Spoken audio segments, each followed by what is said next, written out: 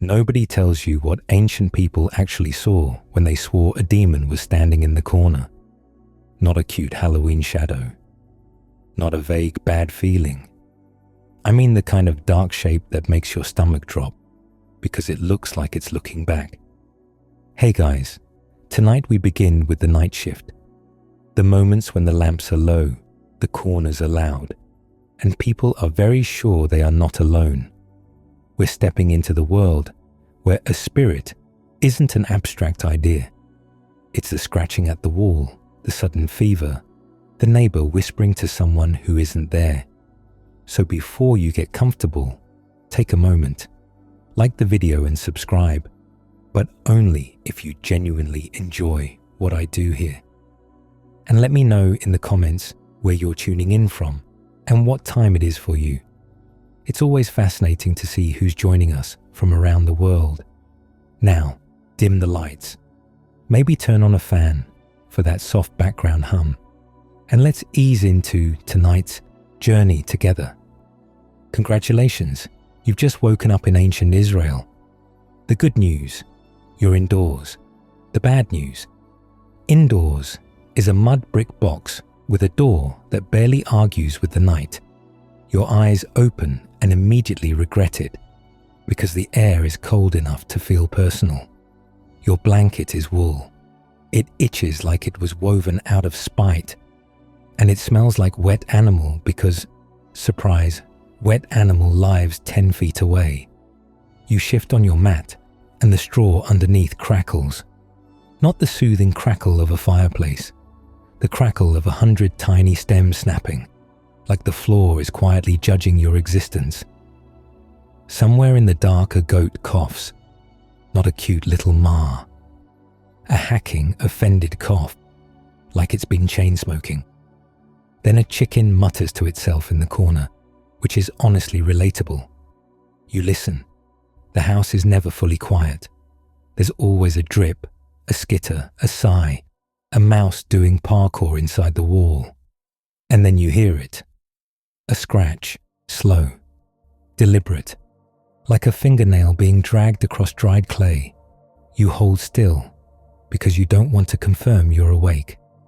Your lamp is a little clay bowl with oil and a wick. It gives off about 7 minutes of light and a lifetime of smoke. You could relight it, but that means moving. And moving means admitting you're a person with a body. You keep your eyes forward, because there's a corner of the room that is darker than the rest. Not no light reaches it, dark. More like it's collecting darkness on purpose. Your mind starts doing that thing minds do at night.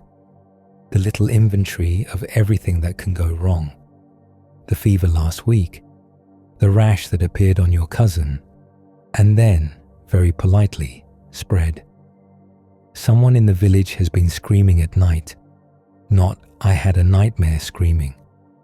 The long, ragged kind that gets into your bones, and then everybody pretends not to hear at morning. And you've heard stories. Everybody has. You learn them the way you learn where the potholes are, by living long enough to step around them. There are spirits that live outside the camp, where the wind never stops and nothing grows right. There are night creatures that love ruined places, like the world's worst tenants moving into abandoned houses. There are destroyers that pass through cities like a sickness with legs. So when you stare at that corner, you don't need a lecture. You need the corner to stop being a corner. You need it to go back to being normal darkness, the harmless kind. Another scratch, this one higher up. Like whatever it is has length or reach or an arm you don't want to picture. Your throat goes dry. Your tongue feels like bread left out for 3 days. You swallow anyway, and the sound is embarrassingly loud in your own skull. Now your eyes start adjusting. That's the fun part. You slowly gain the ability to see more of what you were happier not seeing. The shapes in the room sharpen. A water jar, a basket, a sleeping form, and that corner, still wrong, still thick, like the air there has weight. You blink, hard, because sometimes your eyes lie to you in the dark, and sometimes they don't. For a moment, you think you see an outline, not a full person, more like the suggestion of one, like someone drew a figure using only absence. It isn't glowing, it isn't dramatic, it's not doing theatre, it's just there in the corner, occupying space like it has every right. And the worst part is the feeling that it's aware you're looking.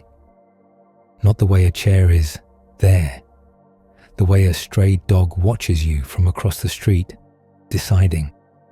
Your heart starts pounding, and you hate that it's doing that, because pounding means living, and living means you can be harmed. You want to pull the blanket over your head. But that's childish, and also itches. Plus, you'd still be in the same room with it, just with less oxygen and more despair. So you do the next, most human thing. You listen for other humans. You try to hear breathing, shifting, anything that says you're not the only awake soul. Someone snores softly nearby. Must be nice. Imagine being that relaxed in a haunted mud box. You stare until your eyes water. The corner doesn't move, which somehow is worse, because at least movement would mean it's obeying normal rules. Your mind starts throwing possibilities at you. A rat, a draft, a hanging cloth. And then your mind throws the other possibilities, the ones your grandmother won't say out loud before sundown. You remember names people whisper like they're spitting out a bug. Names for things that live in waste places. Names for things that lie, that harm, that press down on the chest at night. Because yes, sometimes it's like that. You wake up and your body feels pinned. Your lungs work, but only halfway, like the air has become thick soup. Your mouth opens and no sound comes out. You try to turn your head and it doesn't happen. And that corner presence feels closer, even if it hasn't moved an inch. Your skin prickles, not the gentle kind. The something is wrong with the world kind. The hairs on your arm stand up like they're trying to leave. Outside, a dog barks once and then stops. Not a series of barks, just one. Like it saw something and immediately decided silence was safer. You try to pray, but your thoughts are slippery, like your mind is a fish and you can't hold it. All you can manage is a fragment, a plea, a name you hope is bigger than the corner.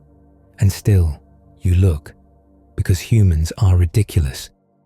We will stare directly at the scary thing like our eyeballs are going to solve it. Tonight, we're walking through that world. The desert edges where certain presences wait. The ruined places where night creatures settle in like they pay rent. We're going to pass through the nights when a destroyer moves outside your door, and you can hear grief traveling street to street. We're going to stand near people whose voices aren't just their voices anymore.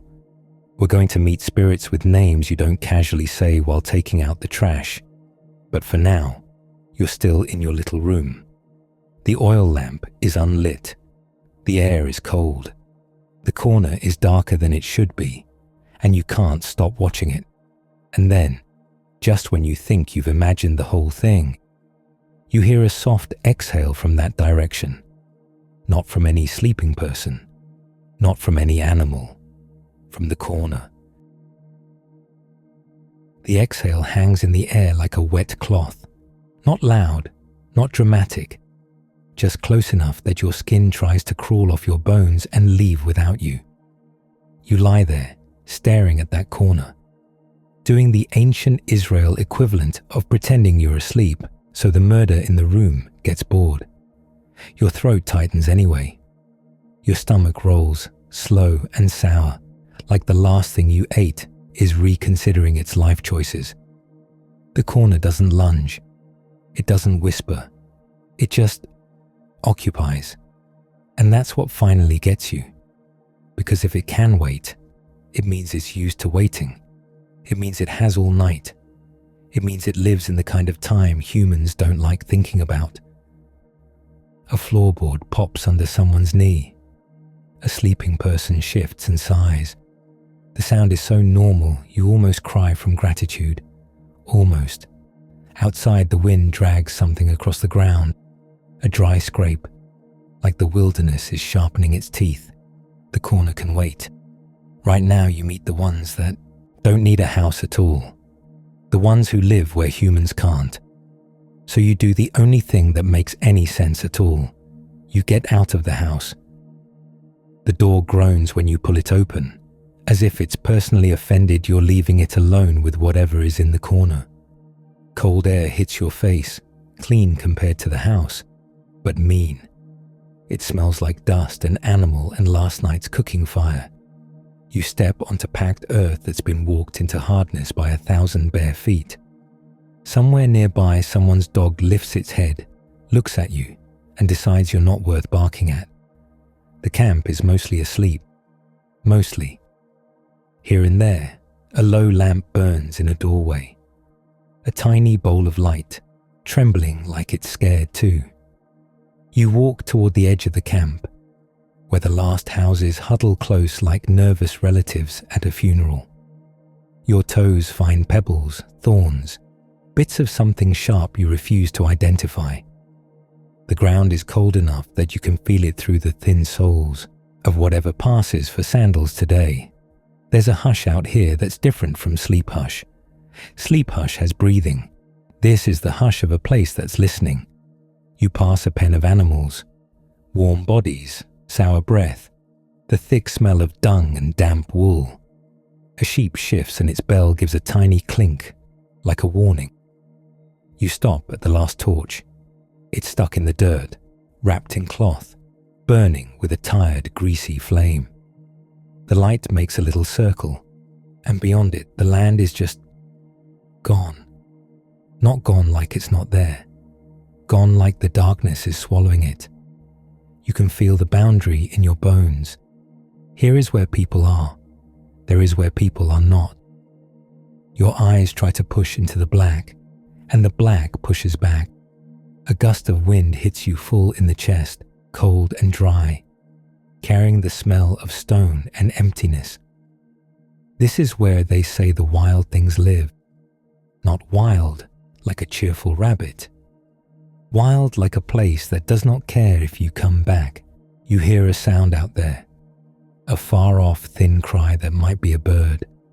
It doesn't sound like any bird you'd invite into your home. It sounds like something laughing without being happy. You swallow. Your mouth is still dry. Your tongue feels like it was rolled in flour and regret.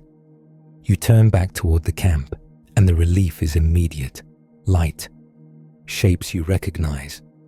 The human mess of life, smoke, sweat, animals, cooking grease rubbed into everything.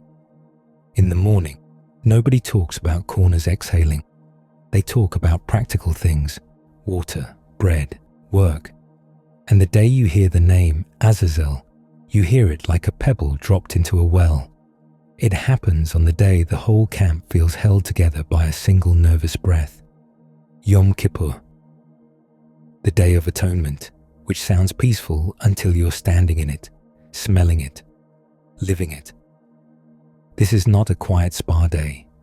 This is an annual deep clean for the soul, and they are doing it with blood and goats.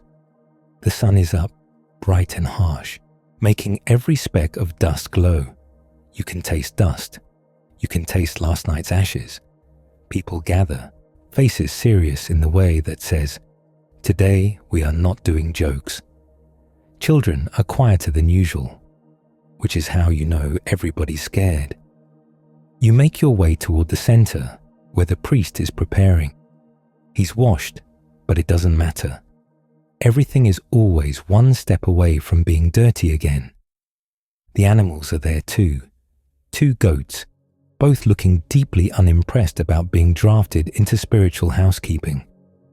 One goat is bigger, with a thick neck and a stare that says, it has knocked over at least 3 children and would do it again. The other is restless, stamping and snorting like it can smell the agenda. The air around them is sharp with animal heat, wet fur, pellet droppings, that sour barn floor smell that gets into your clothes and stays. Men hold the goats by ropes. The ropes are rough, frayed, and already sticky in places. The priest steps forward. He wears garments that are clean, in the way only a ritual can make something clean. Linen, pale, stiff. It's the closest thing this place has to formal. He raises his hands, and the crowd stills. Even the goats pause, ears twitching. There are words spoken, low and heavy. Names of things you don't throw around casually. Your skin tightens when you hear it, even though nobody explains it out loud. Azazel. It lands among the people like a cold drop of water on the back of your neck. Some flinch, some look down. Nobody wants to meet the eyes of the wilderness today. Lots are cast.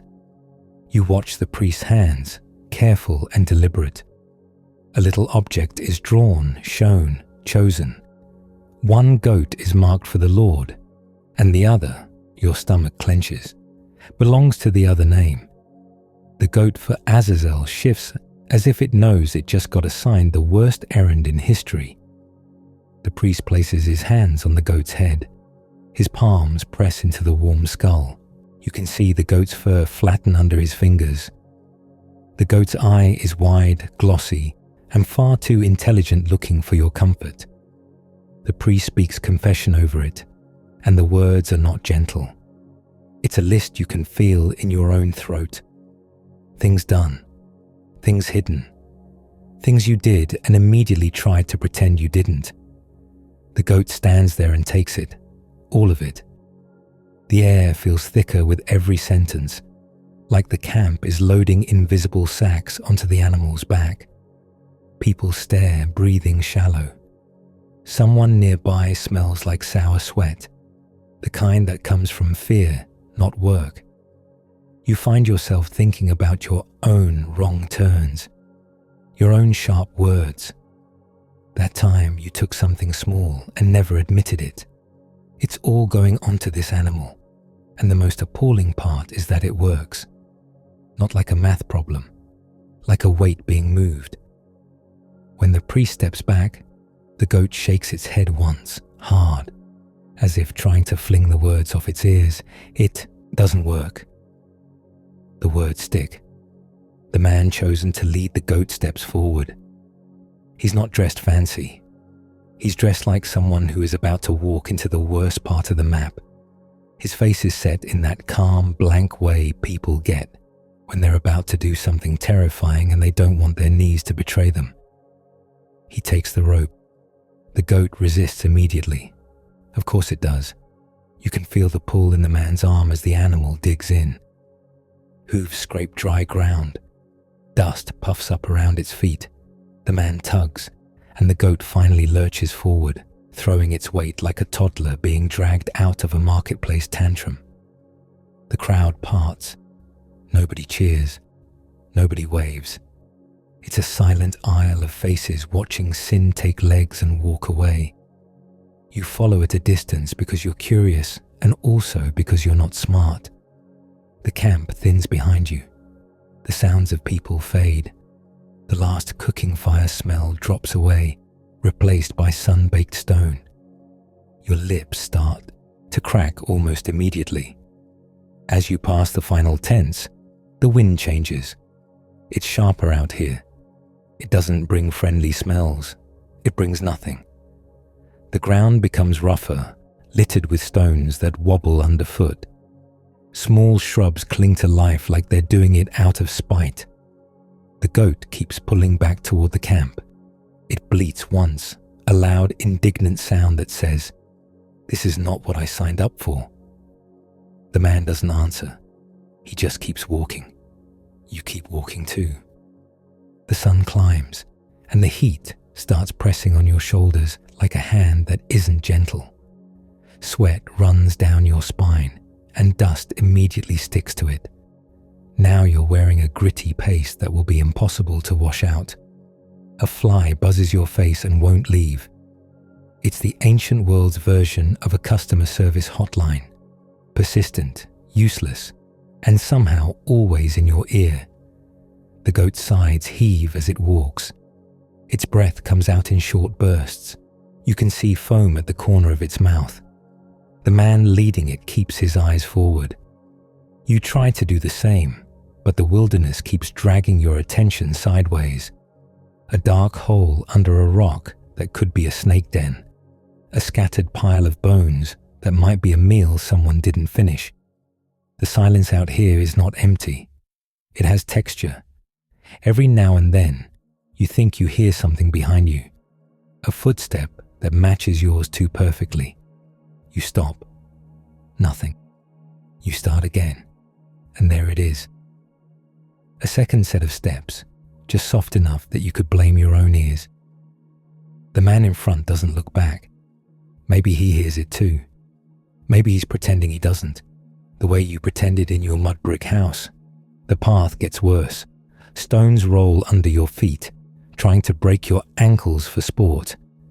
The goat's hooves clatter, and the rope jerks hard in the man's hand. They go farther than you expected. You thought the edge would be close, like stepping outside your fence. No, this is leaving. This is crossing into a place that does not want you. At some point, you realize you can't see the camp anymore. Just rock, dry gullies, a few twisted shrubs that look like they were burned and forgot to die. The man stops. Ahead is a cut in the land, a ravine, a jagged place where the earth falls away. The wind comes up from it, cool and stale, smelling like old stone and something faintly rotten. The goat balks so hard it nearly sits down. Its eyes roll, its ears pin back. The man tightens his grip on the rope. He doesn't speak. There's nothing to say. This is the part nobody narrates at festivals. The part where you stand at the mouth of the wilderness and realize the wilderness has a mouth too. The name comes back to you again. Azazel. You don't see a figure waiting on a rock, arms folded like a bouncer. You see the desert itself, the desolation, the emptiness that feels occupied. The wind rises, and for a moment it whistles through the stones in a way that almost sounds like a voice trying to form words with no throat. The goat bleats again, but this time the sound is smaller, a frightened sound. The man loosens the rope, not because he's being kind, because the point is release. He gives the goat a shove on the flank. The animal stumbles forward, hooves skittering on stone. It scrambles, trying to turn back, but the man steps into its path and waves it off with his arms. Go. Go where? That's the sick joke. There is only out. The goat hesitates at the edge of the ravine, body trembling. Then it bolts, not down like a brave creature, but sideways and away, running into the broken land as fast as its legs can manage. You watch it vanish between rocks, its pale body flashing once, twice, and then it's gone. Just gone. The man stands there breathing hard. You expect him to say something, to pray, to wipe his brow, to do anything that makes it feel finished. He doesn't. He just stares at the place where the goat disappeared, like he's waiting to see if something will come back wearing it. The wind gusts again, and you catch that same smell from the ravine. Old stone, dry rot, a hint of something like wet fur left too long in a dark place. Your arms prickle. You realize your hands are clenched. Your fingernails bite into your palms. Out here, the wilderness feels like a person standing too close behind you, not touching, just letting you know it could. The man finally turns. His face is pale under the dust. His eyes look a little too wide, a little too shiny. He doesn't meet your gaze. He starts walking back toward the camp, fast, as if speed can keep something from following him. You follow too, because you're not staying out here alone. Absolutely not. As you walk, You keep glancing behind you. Nothing. And that somehow is worse, because it means whatever lives out there doesn't need to chase. It knows the desert will hold what's sent to it.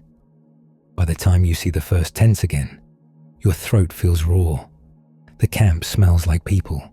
Sweat, bread, smoke, animals, life. It's disgusting. It's wonderful. The man who led the goat doesn't go straight back into the crowd. He goes to wash. Not a quick splash. A full scrub, like he's trying to get the wilderness off his skin. Water pours over his arms and dust turns to streaks. He rubs until his skin reddens. You watch and you understand without anyone explaining it. He went out there with all of you on his rope. He came back alone. All day, the name stays lodged in your mind like grit under an eyelid. Azazel, not a household god, not a friendly spirit, not something you invite into a story for entertainment. A presence associated with the places where you don't build houses, where you don't raise children, where you don't expect mercy. And in the evening, when the sun sinks and the camp's torches start flaring again, you find yourself looking toward the dark horizon. Not because you want to, because you can't help it. Out there beyond the last torch, something waits. Not in a corner this time, in a whole landscape. Days pass. Life returns to its usual rhythm. Grinding grain that fights back, hauling water that tastes like the inside of a clay jar, stepping around fresh droppings like it's a daily obstacle course designed by a cruel friend. You hear stories the way you always do. A man who got lost for one night and came back with hair gone white at the temples. A child who wandered too far and was found crying, pointing at nothing, insisting someone was calling her name from the rocks. People don't say Azazel casually. They say the wilderness and let their eyes do the rest. But the world is bigger than one desert. There are places even worse than empty places, ruined places. Years later, or maybe it's just one of those nights when the air feels strange and your imagination runs ahead, you find yourself walking through a land that has been judged into silence. Edom, a place that used to be busy, used to have doors that slammed and pots that boiled and children that screamed for no reason. Now it's a skeleton. The first thing you notice is the smell. It's not the clean smell of open desert. It's old smoke, long cooled. It's damp stone in shaded corners. It's the faint, sour breath of things living where humans used to live. The ground is littered with broken pottery. Every step crunches something. Your foot lands on a shard and it snaps, sharp and satisfying like breaking a plate after a bad argument. Only you're not doing it for catharsis. You're doing it because the whole city is made of brittle leftovers. The walls are half-standing, jagged. Doorways lead to nothing. You pass what might have been a courtyard. There's a dry cistern in the middle, and when you look into it, you smell stagnant water that isn't there anymore, like the stone remembers. Weeds have moved in, thin and stubborn, pushing up through cracks. A thorn bush scrapes your leg, and you hiss between your teeth. Somewhere inside a collapsed house, something scuttles. Not a polite little mouse. A quick, many-legged rush, like a creature that has learned not to be seen. You stop, listen. The wind slides through broken windows and makes a low moan. A loose piece of wood knocks softly against stone, over and over, like the city is tapping its own coffin. You walk deeper. The streets are narrow, choked with rubble. Your sandals slip on dust that used to be plaster. There are black marks on some walls. Old fire, not last night's campfire. The kind of fire that eats roofs and leaves nothing but bitter-smelling ash embedded in stone. You step into what used to be a room, and the temperature drops. Shade here feels wrong, too cool, too still. Your eyes adjust and you see nests in the corners. Not bird nests made of twigs and romance. These are made of trash, straw, feathers, scraps of cloth, little bones. A feather drifts down in front of your face, and you brush it away, immediately regretting touching anything in here. There are tracks in the dust, small ones, clawed, not human. You hear a sound above you, wings shifting. You look up.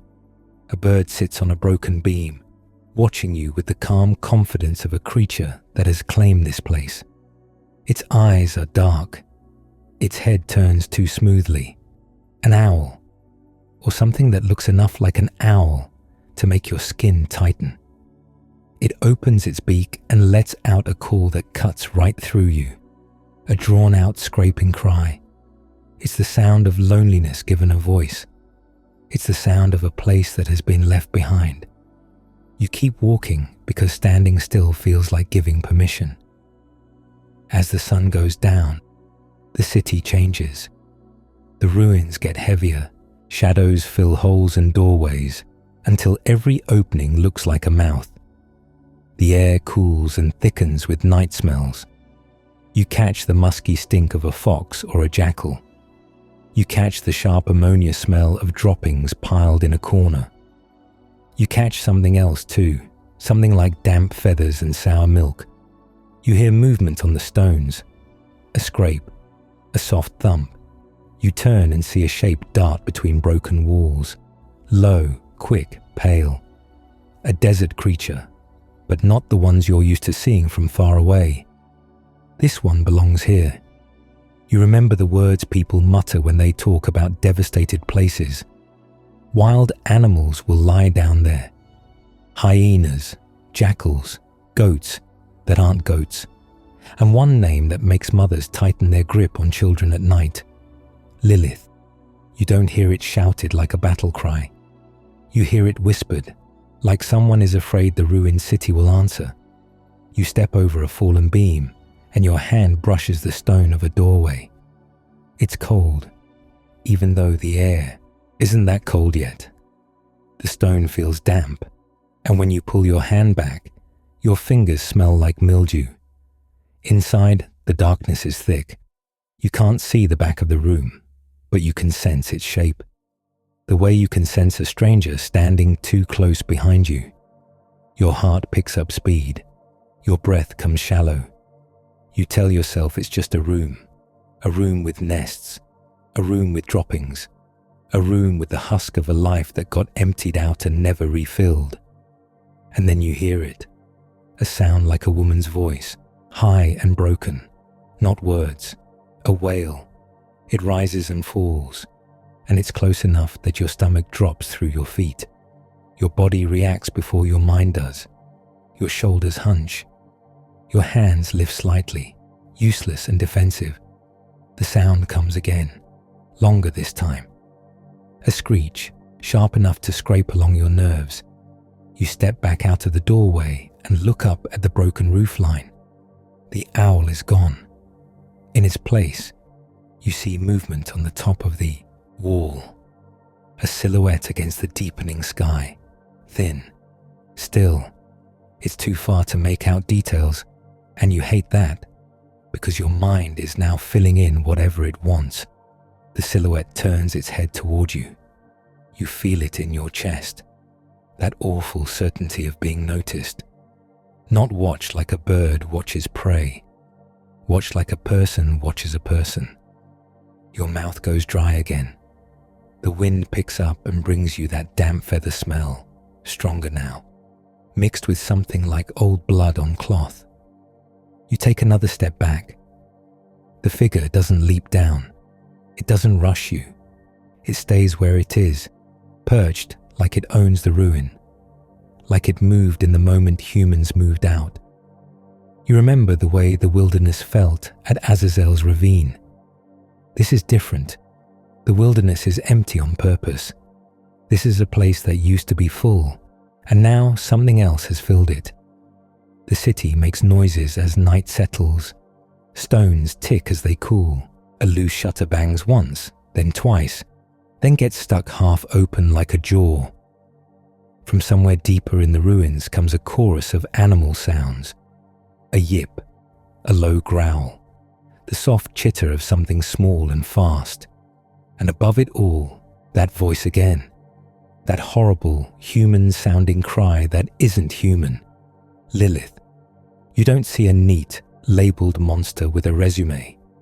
You experience a place where the normal order has been evicted. Where mothers don't sing. Where lamps don't burn. Where the only lullaby is wind through cracked stone, and the only bedtime story is, don't go in there. You back away from the street and press yourself against a wall that still stands. The stone is rough and cold. Something tiny crawls across it under your hand and you jerk away.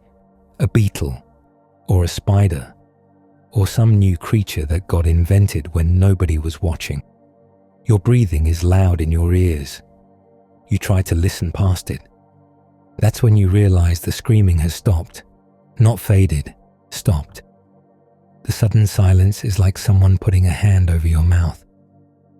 You look up again at the wall. The silhouette is gone. Your stomach clenches so hard you feel it in your throat. You turn slowly, scanning the broken street, the doorways, the piles of rubble. Every shadow looks like it has a plan. A small sound comes from behind you, a soft rustle like cloth brushing stone. You whirl, nothing. But your skin is crawling now, and your body is done pretending this is fine. You start walking faster, picking your way back through the ruins. Your foot slips on loose gravel, and you catch yourself on a broken pillar. The pillar leaves grey dust on your palm, and under the dust, you feel something sticky. You pull your hand back and stare. It's dark, too dark, not wet like fresh blood. Old, gummy. You wipe your hand on your tunic and immediately regret it, because now you've got whatever that was smeared into your clothing, which is exactly what you wanted. You keep moving. A bat flutters out of a crack in the wall, brushing your hair. You flinch so hard your neck pops. The bat disappears into the night, leaving you with the sensation of tiny claws that were on you and are no longer. You reach an open square where the sky is visible again. The moon is up, pale and hard. Its light makes the stones look like bones. In the center of the square is a toppled statue base, worn smooth. A nest sits on it. Not just sticks, a whole construction. Feathers, hair, bits of rope, a scrap of dyed cloth that looks like it used to be someone's sleeve. And in the nest, two small shapes huddled. You lean in before you can stop yourself, because curiosity is how humans die in stories. The shapes shift. They're birds, or something close enough to birds that your brain tries to calm down. Their eyes open, reflecting moonlight, and they make a soft clicking sound in their throats. Above you, on a broken arch, you hear the scrape of claws on stone. Slow, deliberate, you freeze. The scrape continues. You lift your eyes. There on the arch is a figure crouched low. It's not fully in the light, and your vision keeps trying to turn it into something ordinary. An animal, a large bird, but it holds itself wrong for a bird. Too still, too aware.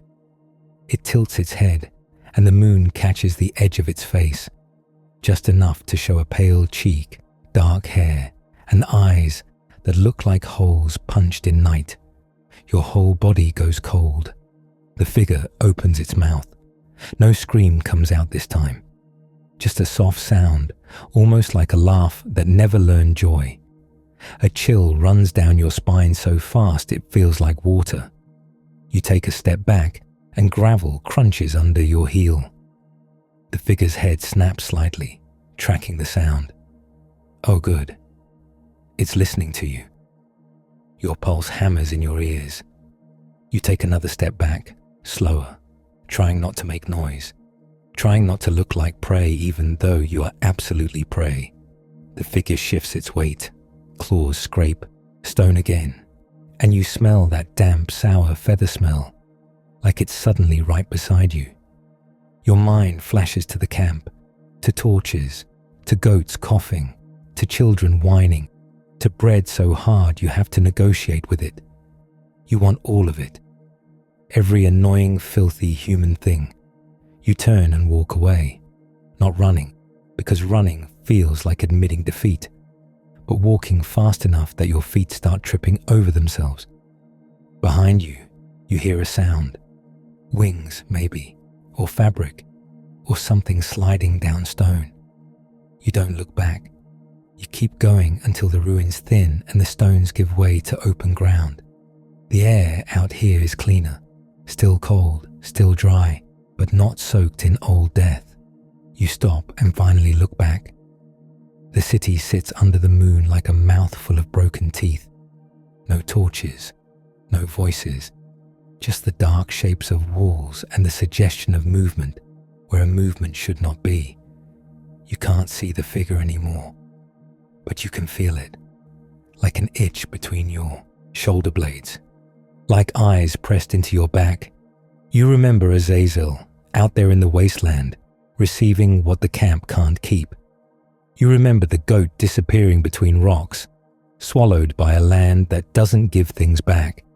And you remember this place too. Not a clean wilderness, but a ruined home. A place where the boundary is shifted, where the firelight is gone, and something has moved in and made itself comfortable. This is the part that makes your skin prickle lying on your mat at night. Not the idea of evil as a concept, the geography of it. Out there beyond the last torch, the desert waits.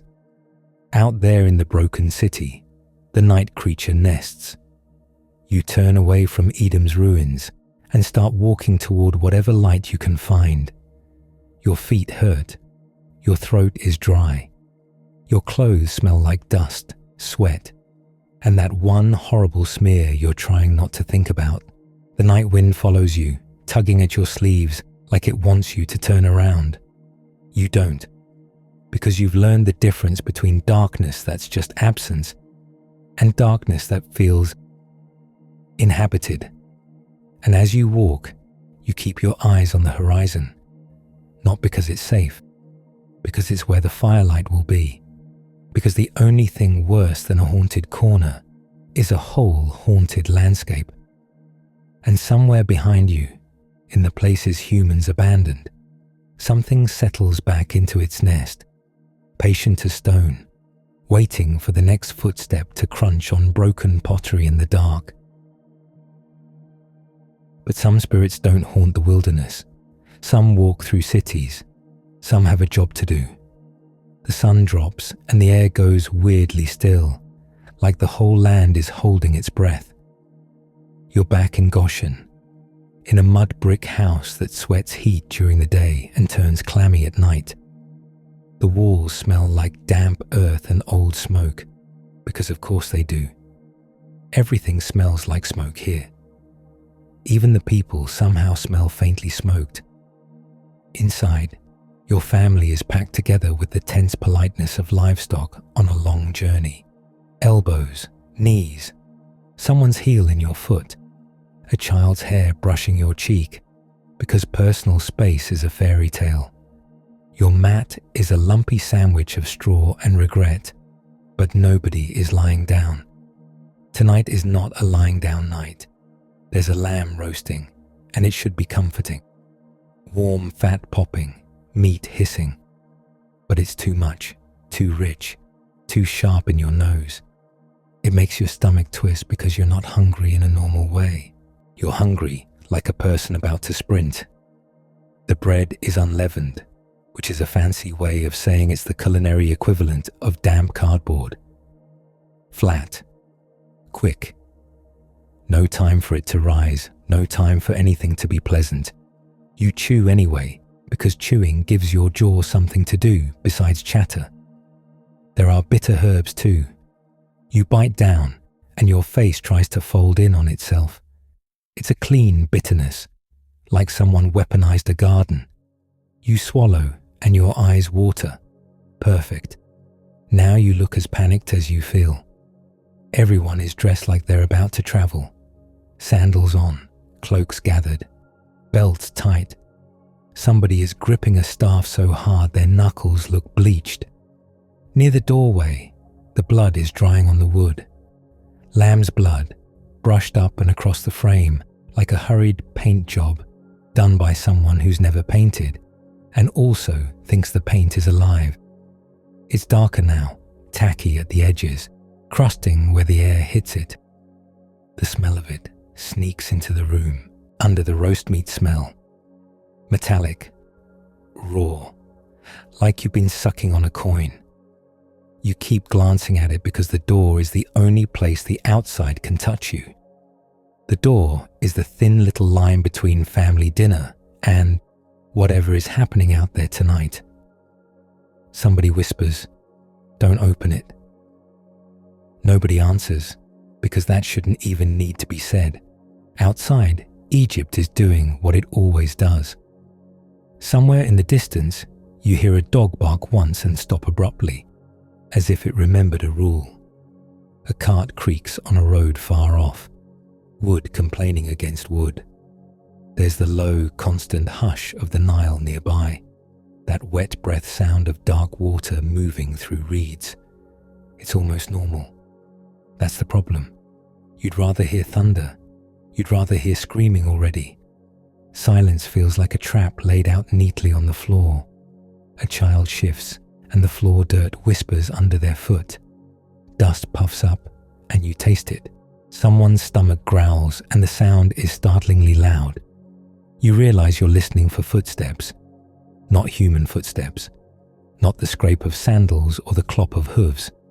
Something else. Something that doesn't need a road. The oil lamp in the corner flickers and makes the shadows do little dances on the wall. You hate it. A shadow shouldn't be able to move like it has opinions. Someone mutters a prayer under their breath. Not polished, not pretty. It's the kind of prayer that sounds like, "Please, please, please." You sit there and wait, which is the most difficult thing humans ever do. Your mind keeps grabbing at details like it's trying to climb out of your skull. The roughness of the mat under your fingers. The sticky sweat on the back of your neck. The smell of your uncle's breath. Onion, smoke, and the unmistakable tang of anxiety. Across the room, someone's eyes are fixed on the door like they're trying to intimidate it. A wind slides through the cracks around the doorway. Cool air touches your ankles. It brings the scent of the street, dust, donkey, old puddles, and that sour edge of city life that never quite washes off stone. Your shoulders tense because the air feels selective, like it's looking for something. The lamb crackles again, a small pop of fat hitting coals. A normal sound. It shouldn't make you flinch, but it does anyway. Your family eats in quick, tight bites. Nobody leans back. Nobody relaxes. You chew your flatbread and feel the grit of stone-ground flour between your teeth. Your tongue finds it like a mean surprise. Even your dinner is sandy tonight. Time crawls. The lamp burns. The air thickens. Then, out in the street, something changes. It's not a sound. It's the way sound stops. The distant cart creak cuts off. The Nile hush seems to pull back. Even the insects, those relentless little workaholics, go quiet. Your skin lifts in bumps. Your chest tightens, the way it does when you realize you're not alone in a room you thought was empty. You stare at the door. The blood on the frame looks almost black now. For a moment, it feels like the door is an eye, and the blood is the lid. Nobody speaks. A baby starts to fuss, a thin little whine. The mother claps a hand over the baby's mouth too quickly, too hard, and then immediately loosens it, horrified at herself. But she doesn't take the hand away, because out there, Out there something is moving through Egypt. Not walking, moving, like smoke moves. Like a shadow slides when the sun shifts. Like a thought crossing a mind. You don't see it. You feel it pass, the way you feel a storm arriving before the first drop hits. Pressure in your ears, a coldness along your forearms. It's close enough that your eyes sting. The lamp flame dips low, struggling, as if the air got heavier. Someone's breath catches in a little sob. They swallow so fast it hurts to listen to. The Destroyer is outside. That name isn't said like a campfire story. It's said like a warning whispered through teeth. A being with one assignment. Like the most horrifying delivery service in the world. Your mouth goes dry. Your tongue sticks to your teeth. You swallow, and it does nothing. In your mind, you can see the street. Narrow, packed earth. A smear of old dung that never quite got scraped away. Broken pottery shards waiting to slice someone's foot open for free. You picture the houses on either side, doors shut, families inside doing exactly what you're doing. You picture Egyptian homes too, plastered walls, nicer courtyards, better bread, still full of people who have no idea what's about to happen. A sound starts, far away. A cry, high and sharp, like someone got stabbed in the soul. It's distant enough that you can pretend it's an animal, a goat, a fox. Your brain tries desperately to make it anything but what it is. Another cry answers it, closer. The hair on your neck rises, and your stomach drops hard. Someone in your room makes a small keening noise and clamps their own hand over their mouth, furious at themselves for existing too loudly. The cries multiply. One becomes three. Three becomes a wave. A chorus of grief rolls across the night, house to house, street to street, as if the whole country is being peeled open. It's the sound of parents finding something impossible. It's the sound of doors flinging open in panic, feet slapping the ground, people calling names that won't be answered. You sit frozen, surrounded by your family's breathing. Every inhale is loud now. Every exhale feels like it might be overheard. Outside, someone screams again, and it's so close you can hear the voice crack. A man's voice, breaking into something raw and childlike. You feel your own eyes fill, but you don't cry. You don't dare, not because you're brave, because fear has you by the throat. The Destroyer passes, not with a dramatic announcement, not with a trumpet, just a presence sliding along the street, checking doorways like it's reading addresses. You can almost sense it stopping at the threshold, that tiny pause. The blood on your doorframe feels suddenly enormous, like it's glowing without light, like the whole house is marked with a single word, not here. Your heart pounds so hard it hurts.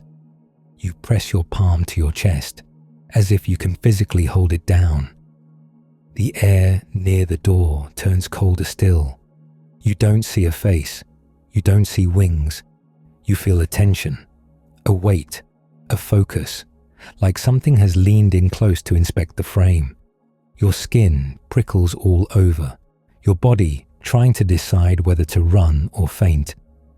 The lamp flickers again and throws a shadow across the floor that doesn't match anyone's shape. It stretches too long, too thin, like a finger reaching. Someone's staff slips in their sweaty grip and taps the floor with a soft thunk. Every head jerks toward the sound. The child's eyes go wide, wet and shining. You wait for the consequence. Nothing happens. The coldness lifts, slowly, like a hand withdrawing. The air loosens, the lamp steadies. Whatever was at your door is gone. But the screaming outside continues, rolling on, because the Destroyer didn't stop at your house. It just kept going. You sit there in the middle of it, alive, listening to a nation unravel. The The smell of roast lamb hangs in the air like an insult. Fat, warmth, food, life continuing in your mouth while death is doing its rounds outside. No one eats now. No one can. You stare at the doorway, at that drying blood, and realize how thin the difference is between inside and outside. A smear of red on wood, that's it. You feel sick with relief. You feel sick with horror. Hours pass in fragments. The screams ebb and surge as people move through shock, into rage, into that stunned silence when grief has exhausted even the voice. Sometime deep in the night, the street fills with the sound of running again. Orders shouted, doors slammed, people moving like ants after their hill has been kicked open. A knock rattles somewhere down the row of houses. A voice shouts, hoarse, frantic. You can't make out words, but you don't need them. Egypt is done. Egypt has had enough. Inside your house, your family shifts, waking from their rigid stillness like a limb waking from numbness. Someone's hand trembles as they pick up the staff again. You smell sweat, fresh fear sweat, sour and hot. A whisper passes through the room. It's time. Not joyful, not triumphant, just time. You stand and your legs feel wrong, too weak, like you've been crouching for days. Your joints crack softly.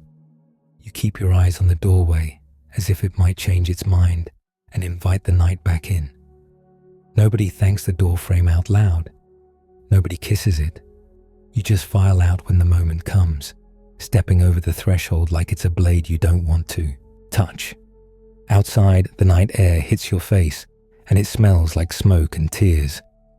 Not metaphorically, actually. Somewhere nearby, an Egyptian woman wails a long, collapsing sound. It pours out of her like water from a broken jar. You keep moving. You keep your head down, because joy would be obscene. You pass houses with doors flung open. People in pale linen stumbling into the street, hair loose, faces streaked with dust and sweat. A man on his knees in the road, rocking forward and back, making a sound like he's choking. A torch sputters. Its light is orange and shaky, too small for what's happened. Your own breath comes fast. The streets of Egypt feel tight, crowded with grief you can't fix. You don't look back toward your door frame. You don't want to see it without the blood in your mind. You just go because the night has made its point. In the years after, you'll still remember that sound.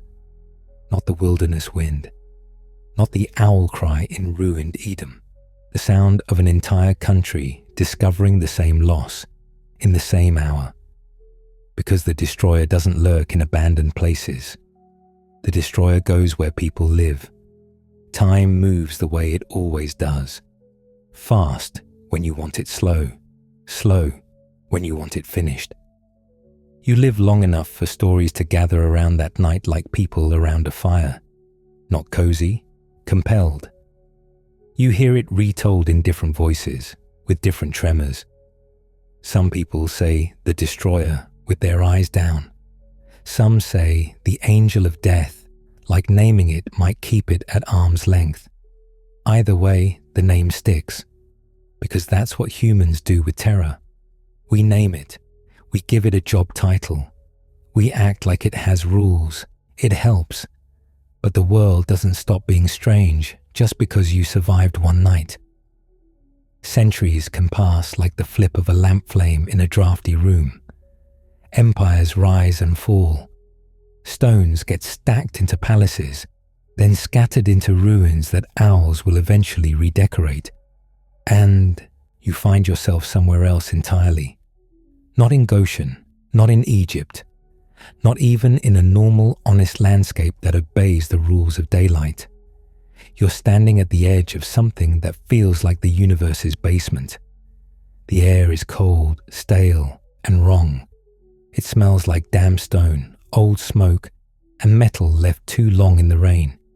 It gets in your nose and just sits there like it paid rent. Under your feet, The ground is hard and black, like rock that got burned once and never recovered. There's no comforting city stink here. No bread, no animals, no hearth smoke. Just emptiness with a pulse. In front of you is a shaft, a pit. It's not a cute little hole in the ground you toss pebbles into. This thing is vast, a mouth in the earth, rimmed with jagged stone. Abyss is the only word that fits, because your mind refuses to measure it. Somebody, something, has a key. You don't see where the key came from. You just hear it, the heavy clink of metal, the kind of sound that makes your teeth ache. The key turns. A lock you can't see opens with a groan so deep you feel it in your ribs. The stone at the edge vibrates. You lean back on instinct, because every part of you knows you're too close to a bad idea. The pit exhales. Hot air surges up like a furnace door opened too fast. It stinks of sulfur, burnt hair, and that sour rot smell you get when something dies in a sealed room. Smoke pours out, thick and oily, rolling upward in a column. It's not gentle smoke from a cooking fire. This is industrial. This is the kind of smoke that says, nothing is growing here again. The smoke spreads and blots out the light above you. Day turns to a dim bruised color, and your eyes start watering immediately. You cough and the taste coats your tongue. Bitter, ashy, with a sharp chemical edge. Out of the smoke comes movement. At first you think it's ash swirling. Then you realize it's wings. So many wings. A chittering rises, like dry leaves blown across stone, multiplied until it becomes a sound that lives inside your skull. Locusts. Except calling them locusts is like calling a battlefield a bit of a disagreement. These are locusts shaped like nightmares. They surge out in a living cloud, and as they pass close, you see details that make your stomach try to crawl away. Their bodies shine like they're armored. Their wings beat with a harsh, papery rattle. Their faces, yes, faces, look unsettlingly human. Not comforting human. More like someone tried to sculpt a person out of an insect and got creative. They have something like hair, long and streaming as they fly.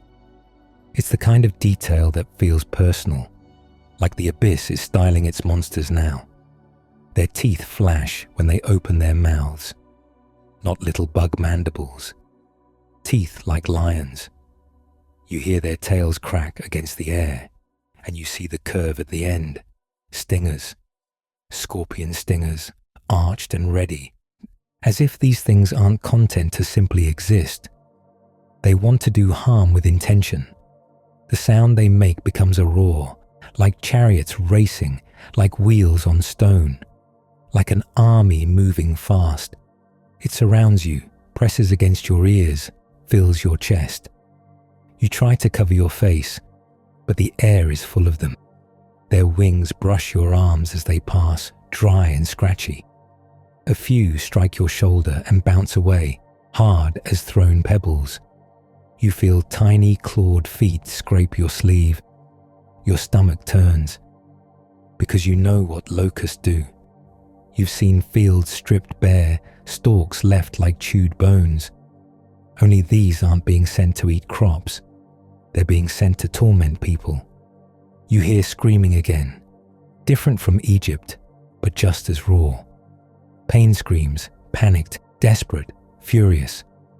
The locusts dive and swarm, and wherever they land, people fold and writhe like the air itself has turned into a weapon. You catch the sharp scent of fear sweat, hot and acrid, mixing with the smoke. It makes your throat tighten. You want to run, but there's nowhere to go that isn't under the same sky. You look back at the pit, because of course you do. Because every nightmare has to have a manager. There, in the smoke-thick air above the abyss, you sense a presence that feels like command, not a random chaos. Leadership, a king over the locusts. A figure you can't fully see through the rolling darkness, but you feel the shape of authority, the way a room changes when the person in charge walks in. A name rises in your mind like a label burned into wood. Abaddon. The Destroyer again, but now with a throne room vibe. Not just a passerby in the night streets of Egypt. This is destruction with a crown. The name tastes harsh when you form it silently, like ash on the tongue, like a door slammed shut. Abaddon doesn't need to swing a sword. Abaddon opens a pit and lets the worst parts of the world crawl out on schedule. You stand there, watching the locusts surge, and you feel that same sick recognition from the night of Passover. Not the same event, not the same purpose, the same sensation that destruction is not an accident. It's a presence. It has direction.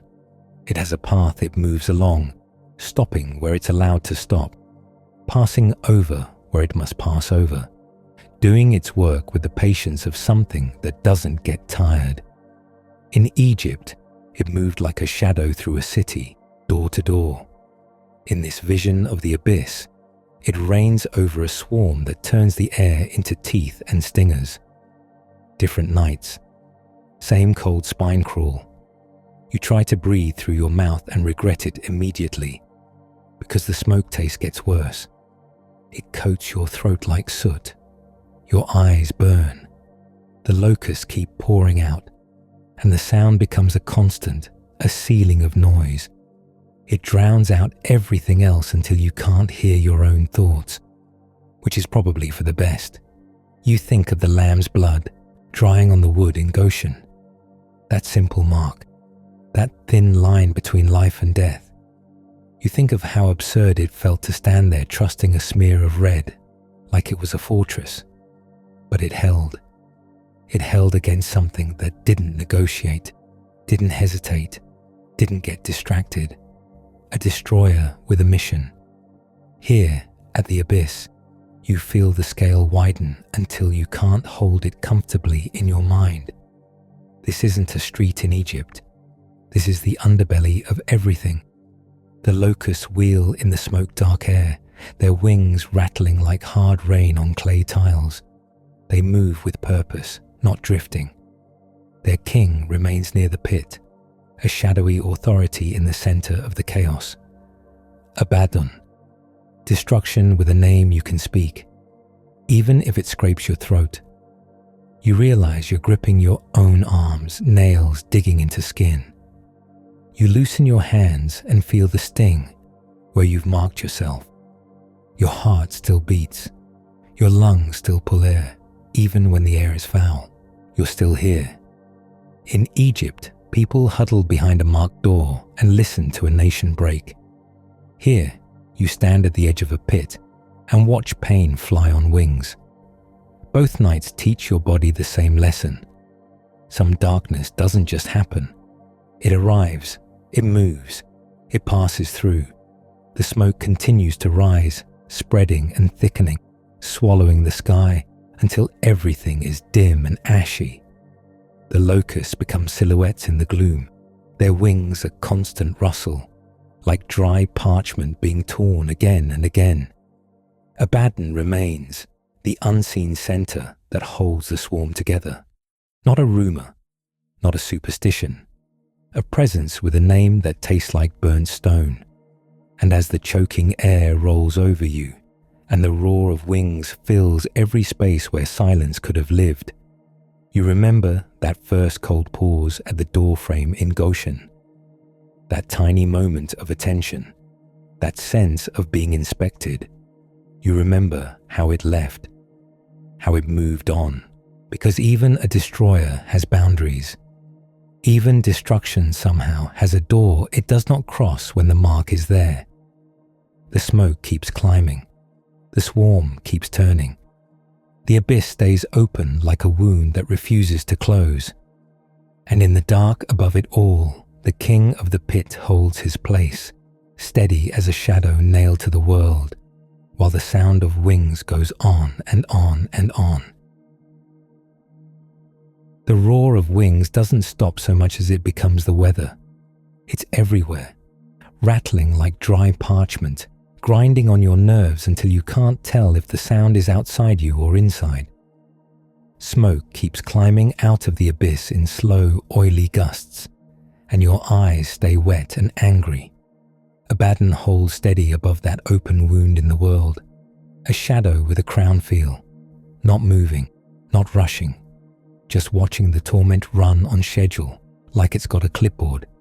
Your throat tastes like burnt metal and old fear. You swallow anyway because your body refuses to stop doing body things even in the universe's basement. And then, without warning, the sound drops out. Not fades, drops, like somebody slammed a door on it. Your ears ring in the sudden quiet. You blink and the smoke is gone. The pit is gone.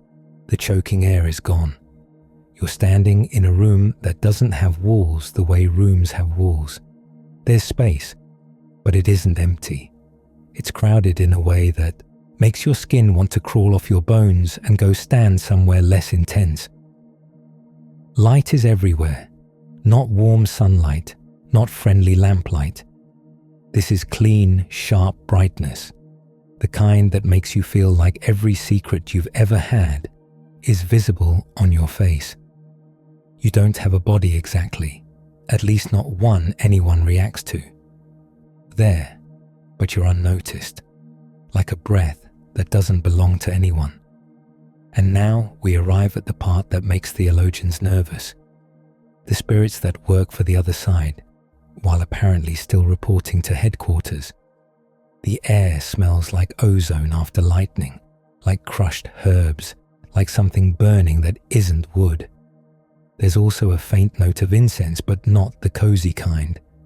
This is incense with authority, incense that says, you're not supposed to touch anything. All around you, beings stand in ranks, some like fire given shape, some like wind holding itself still, some like soldiers who don't blink because blinking is a mortal hobby. Nobody fidgets, nobody clears their throat.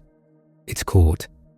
And at the center, above everything without needing stairs, is the throne. You can't take it in all at once. Your mind keeps skittering off it, like a bug hitting hot stone. Power sits there, not as an idea, not as a comforting painting in a nice frame. Presence, weight. The room feels arranged around that seat the way a village arranges itself around a well. Everything points to it. Everything depends on it. And there's a question hanging in the air, not spoken like gossip, spoken like a command disguised as a discussion. A king on earth, Ahab, has reached the end of his rope, and the end of his patience, and the end of his story. He's decided to go to war for a city with a name that tastes like dust, Ramoth Gilead. He wants it back. He wants a win. He wants to feel like the world still listens when he talks. So the question in this room, this blinding, humming courtroom, is how to get him there, how to lure him into the place his death is waiting. You can feel all the attention shift, as if thousands of invisible heads turn at once. It's silent, but it's not relaxed. This isn't a brainstorming session with snacks. A spirit steps forward. It doesn't swagger. It doesn't need to.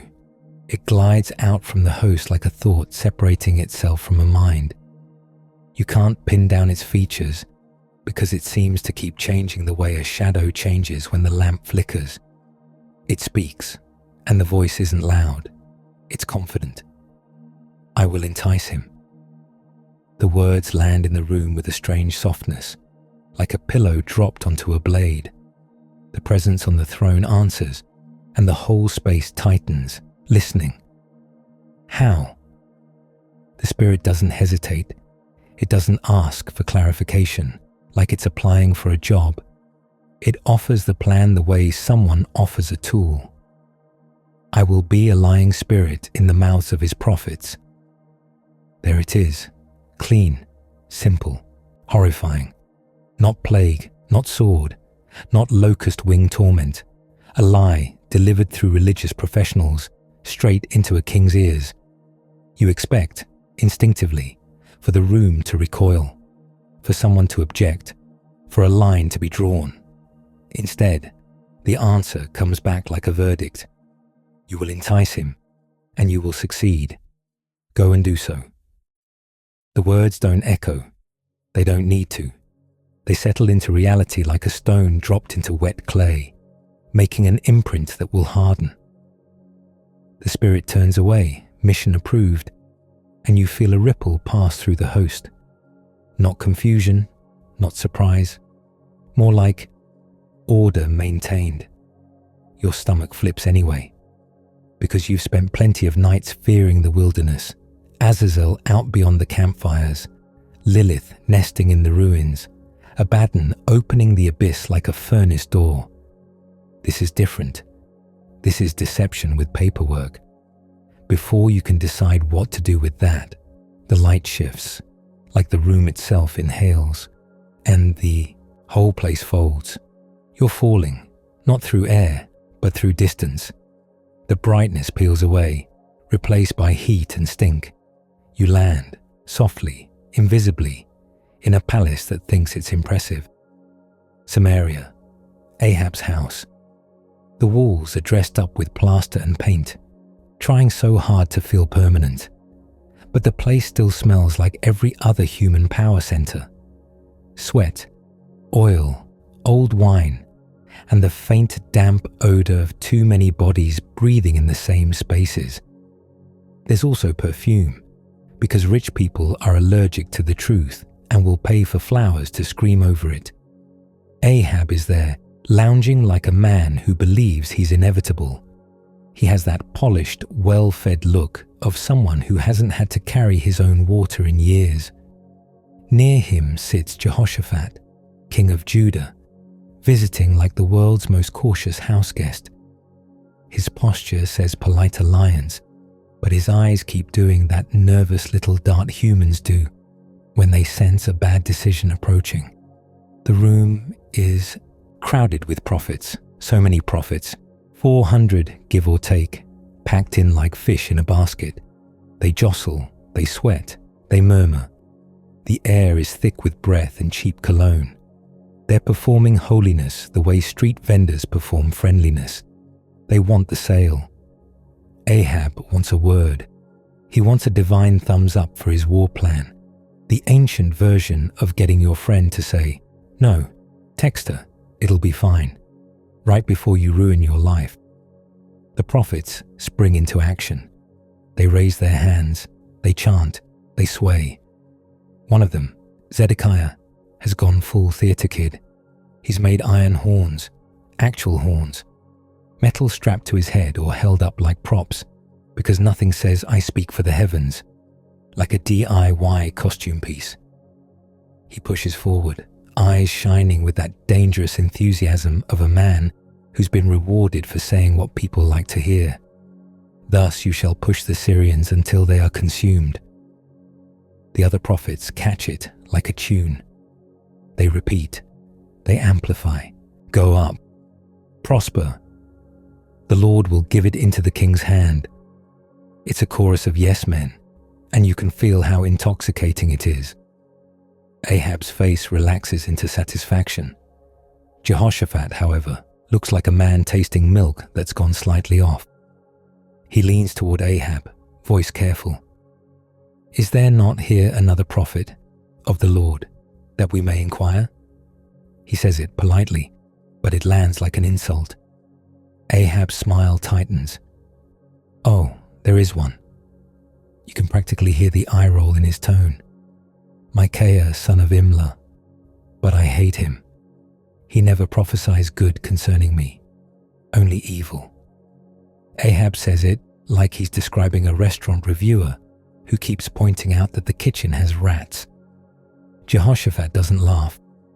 He just gives Ahab a look that says, "Please don't be like this in front of company." So they send for Micaiah. While they wait, the 400 prophets keep going. It's loud. It's sweaty. It's convincing in the way, see, a mob is convincing the way a crowd's confidence can make you doubt your own eyes. And drifting through the room, unseen by everyone except you, is the spirit from the throne room. It moves like a cold draft slipping under a door. It slides between prophets, pausing behind shoulders, leaning near faces. You can feel it close to your skin, and it's not warm. It's the chill of a lie about to be spoken with complete sincerity. One prophet opens his mouth to shout victory, and the spirit presses close. Not inside him like a possession in the tombs. Nothing so obvious. More like a suggestion placed gently on the tongue. A prophet laughs, and the laugh has something sharp tucked inside it. Another claps his hands and cries out, eyes bright, breath spitting. The lie blooms in the room like perfume sprayed too heavily. It's everywhere now. Ahab inhales it like it's oxygen. At last, Micaiah arrives. You spot him immediately because he doesn't match the vibe. The other prophets are hyped, gleaming, dramatic. Micaiah looks like a man who's been dragged out of a nap for a meeting he didn't schedule. His clothes are ordinary. His face is set. He carries himself like someone who has had his life complicated by being honest. A messenger leans in close to him before he reaches the kings. You can hear the whisper, urgent and tense. Look, the words of the prophets declare good to the king with one mouth. Let your word be like theirs. Speak favorably. It's the ancient equivalent of, just say it'll be fine. Don't make this weird. Micaiah's answer is immediate. As the Lord lives, what the Lord says to me, that I will speak. No flattery, no smoothing the edges. He steps into the room and bows, because politics requires choreography. Ahab asks, almost lazily, already confident. Micaiah, shall we go to Ramoth Gilead to battle, or shall we forbear? Micaiah pauses, and for one surreal moment, he plays along. Go up and triumph.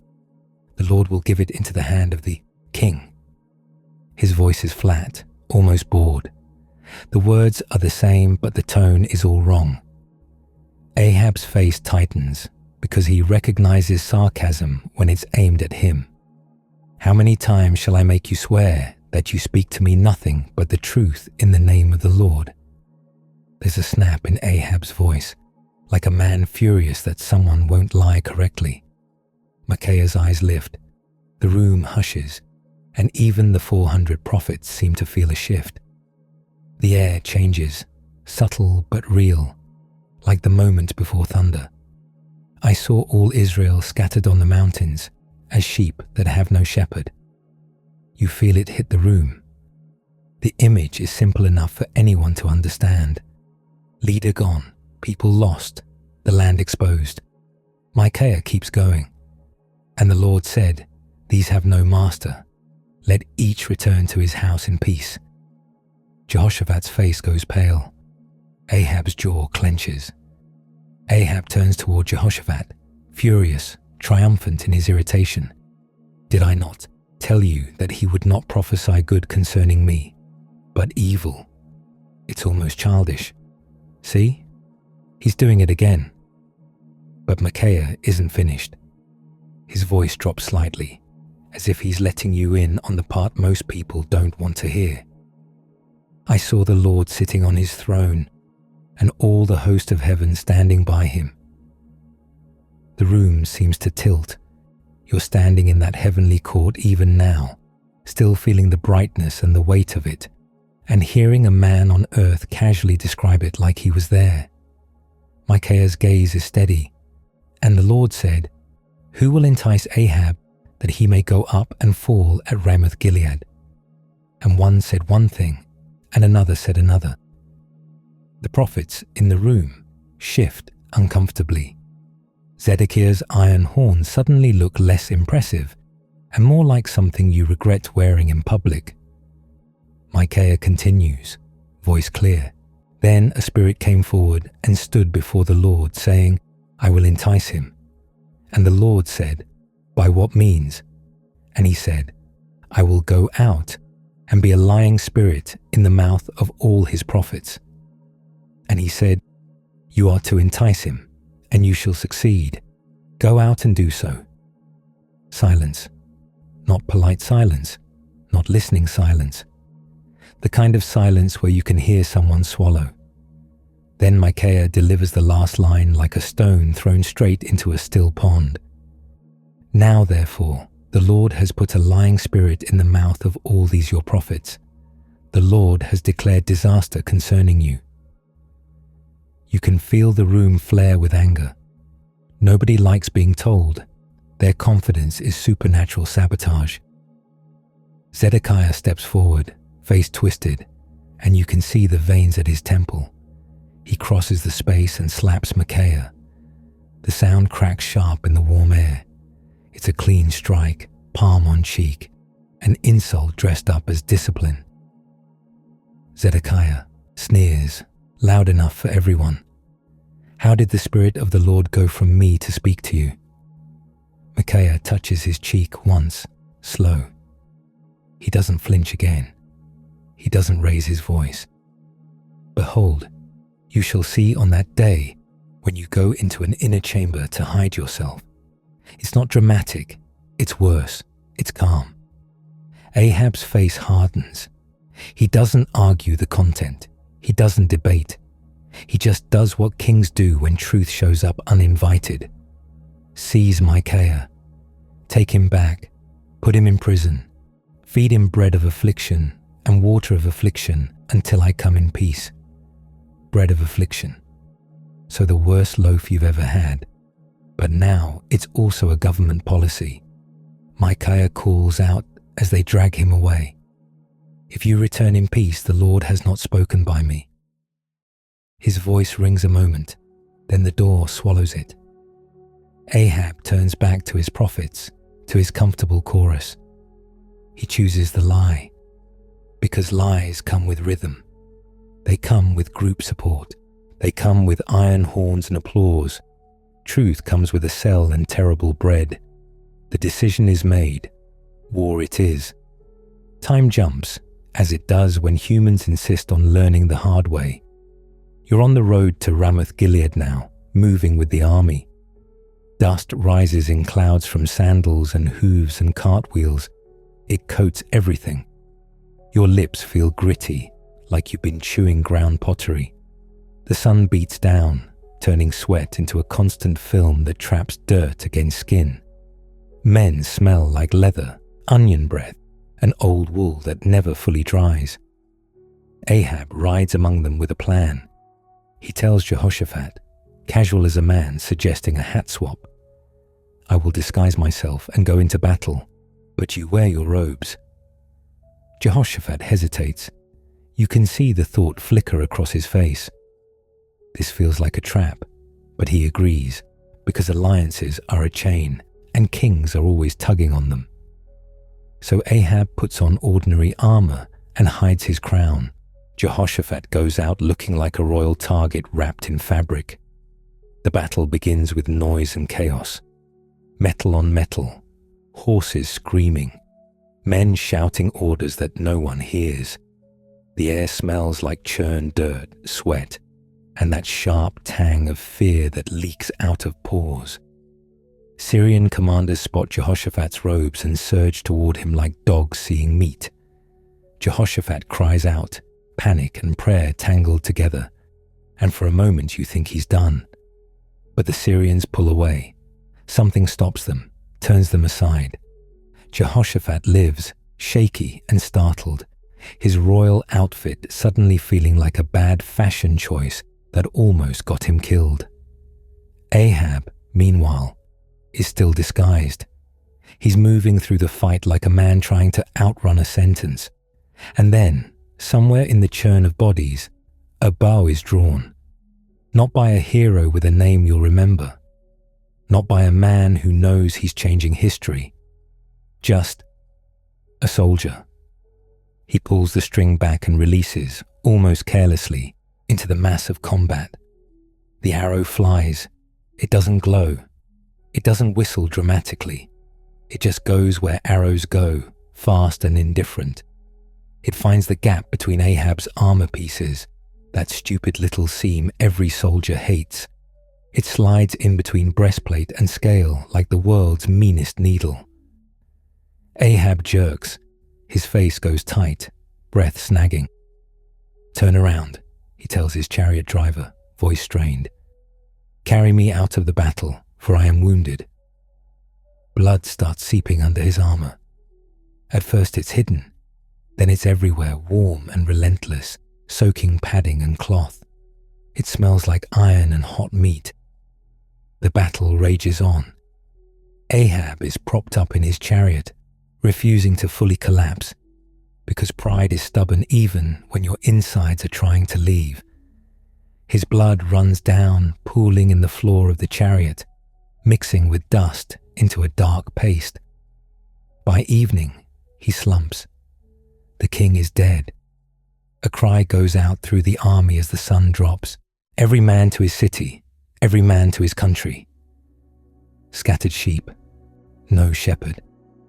Later, back in Samaria, they wash the chariot. Water sloshes red into the gutter. Dogs come, because dogs are always ready to be the worst part of a scene. They lick at the blood like it's a treat. The air is thick with that copper smell and wet stone and animal breath. Somewhere, far above this filthy courtyard and its licking dogs, the heavenly court remains untouched by the mess. The mission is complete, and you're left standing in the aftertaste of it, the vertigo of a lie approved, delivered, believed. The world blurs again. The stink of blood and dogs fades, replaced by another palace, another king, another kind of torment. This one isn't about a battle. This one is about a mind becoming a battleground. You're in Gibeah now, in Saul's house. The place has that particular smell of early monarchy, new power trying to feel established. Fresh-cut wood beams, oil lamps, animal skins hung like decor. Because apparently everyone's interior design is thrifted from a hunt. There's food nearby, but it isn't comforting. You smell roasted grain, sour wine, and old stew sitting too long in a pot. The air is warm and stale, thick with human breath, and the faint ammonia sting of too many people living too close to their animals. Servants move quietly, eyes down. They've learned the weather of Saul's moods. Sometimes the king is fine. Sometimes the king is a storm that picks one person and ruins them. Saul sits on a raised seat, spear near his hand, like it's part of his skeleton. He's tall, broad, impressive in the way a ruined building is impressive. His eyes look tired, not sleepy tired, haunted tired. His shoulders hold tension even at rest, like he's bracing for an attack that doesn't come from anywhere visible. And then it comes. You don't see a creature walk in. You feel the air shift. A cold thread slides through the room, slipping between bodies, curling around Saul's head. An evil spirit from the Lord. That phrase lands weird in your gut, even now. It's not a demon breaking in through a crack. It's something sent. Saul's face changes. His jaw tightens, then slackens. His eyes unfocus. It's like watching a man's thoughts get yanked sideways. He grips the spear. His breathing turns shallow, fast, like he's been chased. The servants freeze for a heartbeat, then resume moving with the careful speed of people handling a pot about to boil over. Saul mutters to himself. The words are low, almost swallowed, but the tone is sharp. Accusation without a target. His gaze flicks to a servant, and the servant flinches like a dog expecting a kick. The spirit presses in, and Saul's expression twists. Paranoia blooms across his face, hot and ugly. It's not theatrical. It's not a performance for attention. It's the look of a man who cannot trust the room he's in.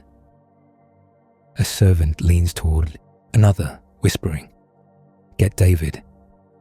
So David comes. He's young, still carrying the outdoor smell of sheep and sun-baked hills. Even after he washes, there's a freshness to him the palace doesn't have. He carries a lyre, wood polished smooth by use.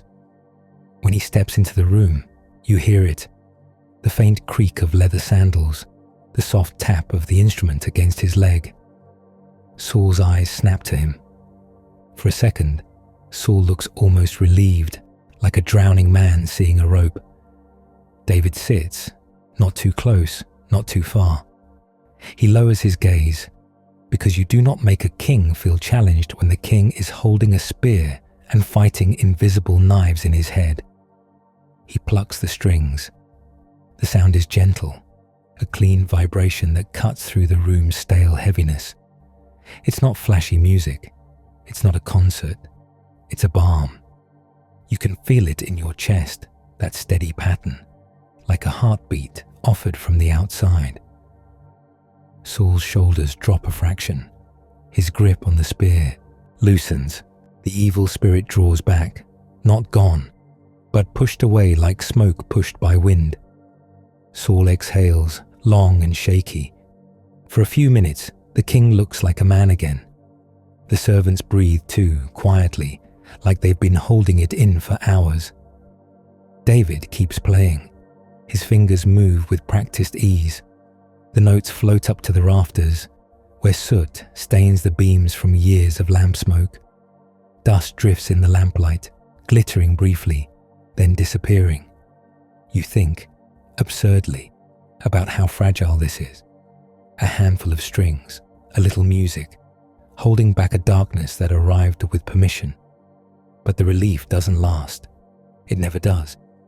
The evil spirit returns the way a migraine returns, sudden, cruel, familiar. Saul's eyes sharpen, darting. His face tightens as if he's tasted something bitter. The air in the room feels colder, even near the lamps. David keeps playing, because what else can he do? Stop and make it worse. Saul's gaze locks on David, not just seeing him, fixing on him.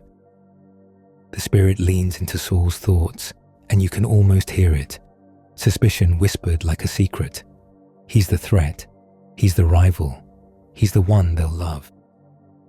Saul's hand slides back around the spear, slowly, deliberately.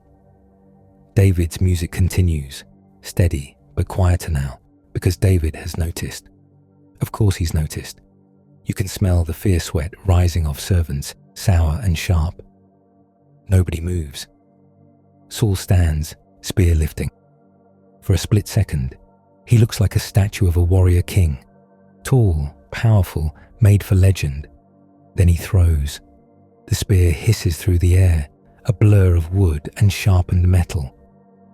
David jerks aside. The spear slams into the wall with a hard thunk, vibrating in place. Dust shakes loose from the plaster.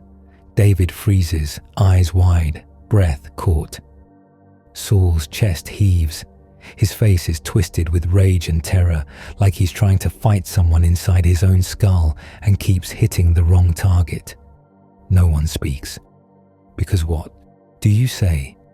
"Excuse me, Your Majesty, please stop trying to pin your musician to the wall." David backs away carefully, still holding the lyre like it's a shield made of wood and hope. Saul's eyes track him. The spirit clings close, a dark collar around Saul's mind. David slips out. The door closes. The room stays tense, like the air itself is waiting for the next outburst. Saul paces.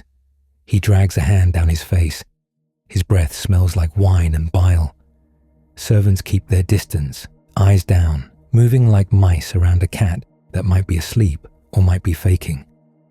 The evil spirit hovers near Saul's shoulder, unseen, patient.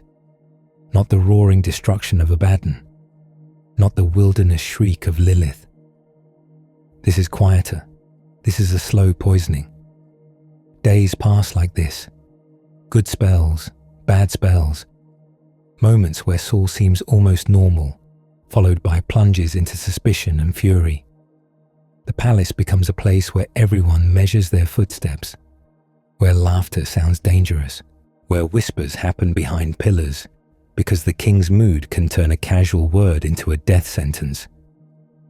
David keeps getting summoned because the music still helps, so he comes back again and again, walking into a room where he might be comfort or target. He plays. Saul calms, the spirit retreats, then the spirit returns, and Saul's eyes go hard, and his hand finds a weapon as naturally as breathing. Once, twice, more than twice, Saul hurls the spear. Each time, David dodges. Each time, the wall takes the hit, scarred and splintered. The palace starts to look battered, like even the architecture is exhausted. Saul's servants start to flinch at every sudden sound. A dropped cup, a slammed door, a shout from the courtyard. Your body learns fear quickly in a place like this. The evil spirit's work isn't just inside Saul. It leaks. It makes everyone else smaller. Saul's son Jonathan watches it happen, face tight with helpless anger. He loves his father, and he loves his friend, and the tension tears him in half. Saul's daughter Michal watches David with something like dread and affection tangled together. She sees the danger. She smells it in the air like smoke before flame. Saul himself looks worse over time. His eyes grow more sunken. His temper grows more unpredictable. He sits with the spear across his knees like a security blanket from hell. The evil spirit stays close, pleased, persistent. And the strangest part is that nobody in the palace treats it like a shocking invasion. They treat it like a condition, like weather, like the king is having one of his days again. Bring the musician. They've built a whole routine around surviving it. At night, when the palace quiets, you can hear Saul moving in his chambers. Footsteps, a low mutter, the scrape of furniture, sometimes a sudden shout, as if he's arguing with someone who won't answer. Oil lamps gutter in drafts. Shadows jump on the walls, long and warped. The air smells like old smoke and sweat that's dried into fabric and never truly leaves. Somewhere down the hall, a servant lies awake on a mat that smells like straw and feet, listening. Everyone listens in Saul's house.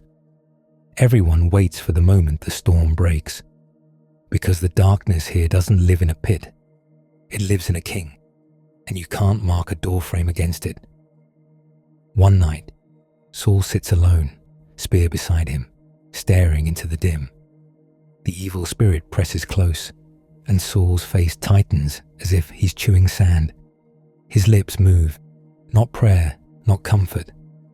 Something else, grief maybe, fear, a hunger to control what keeps slipping away.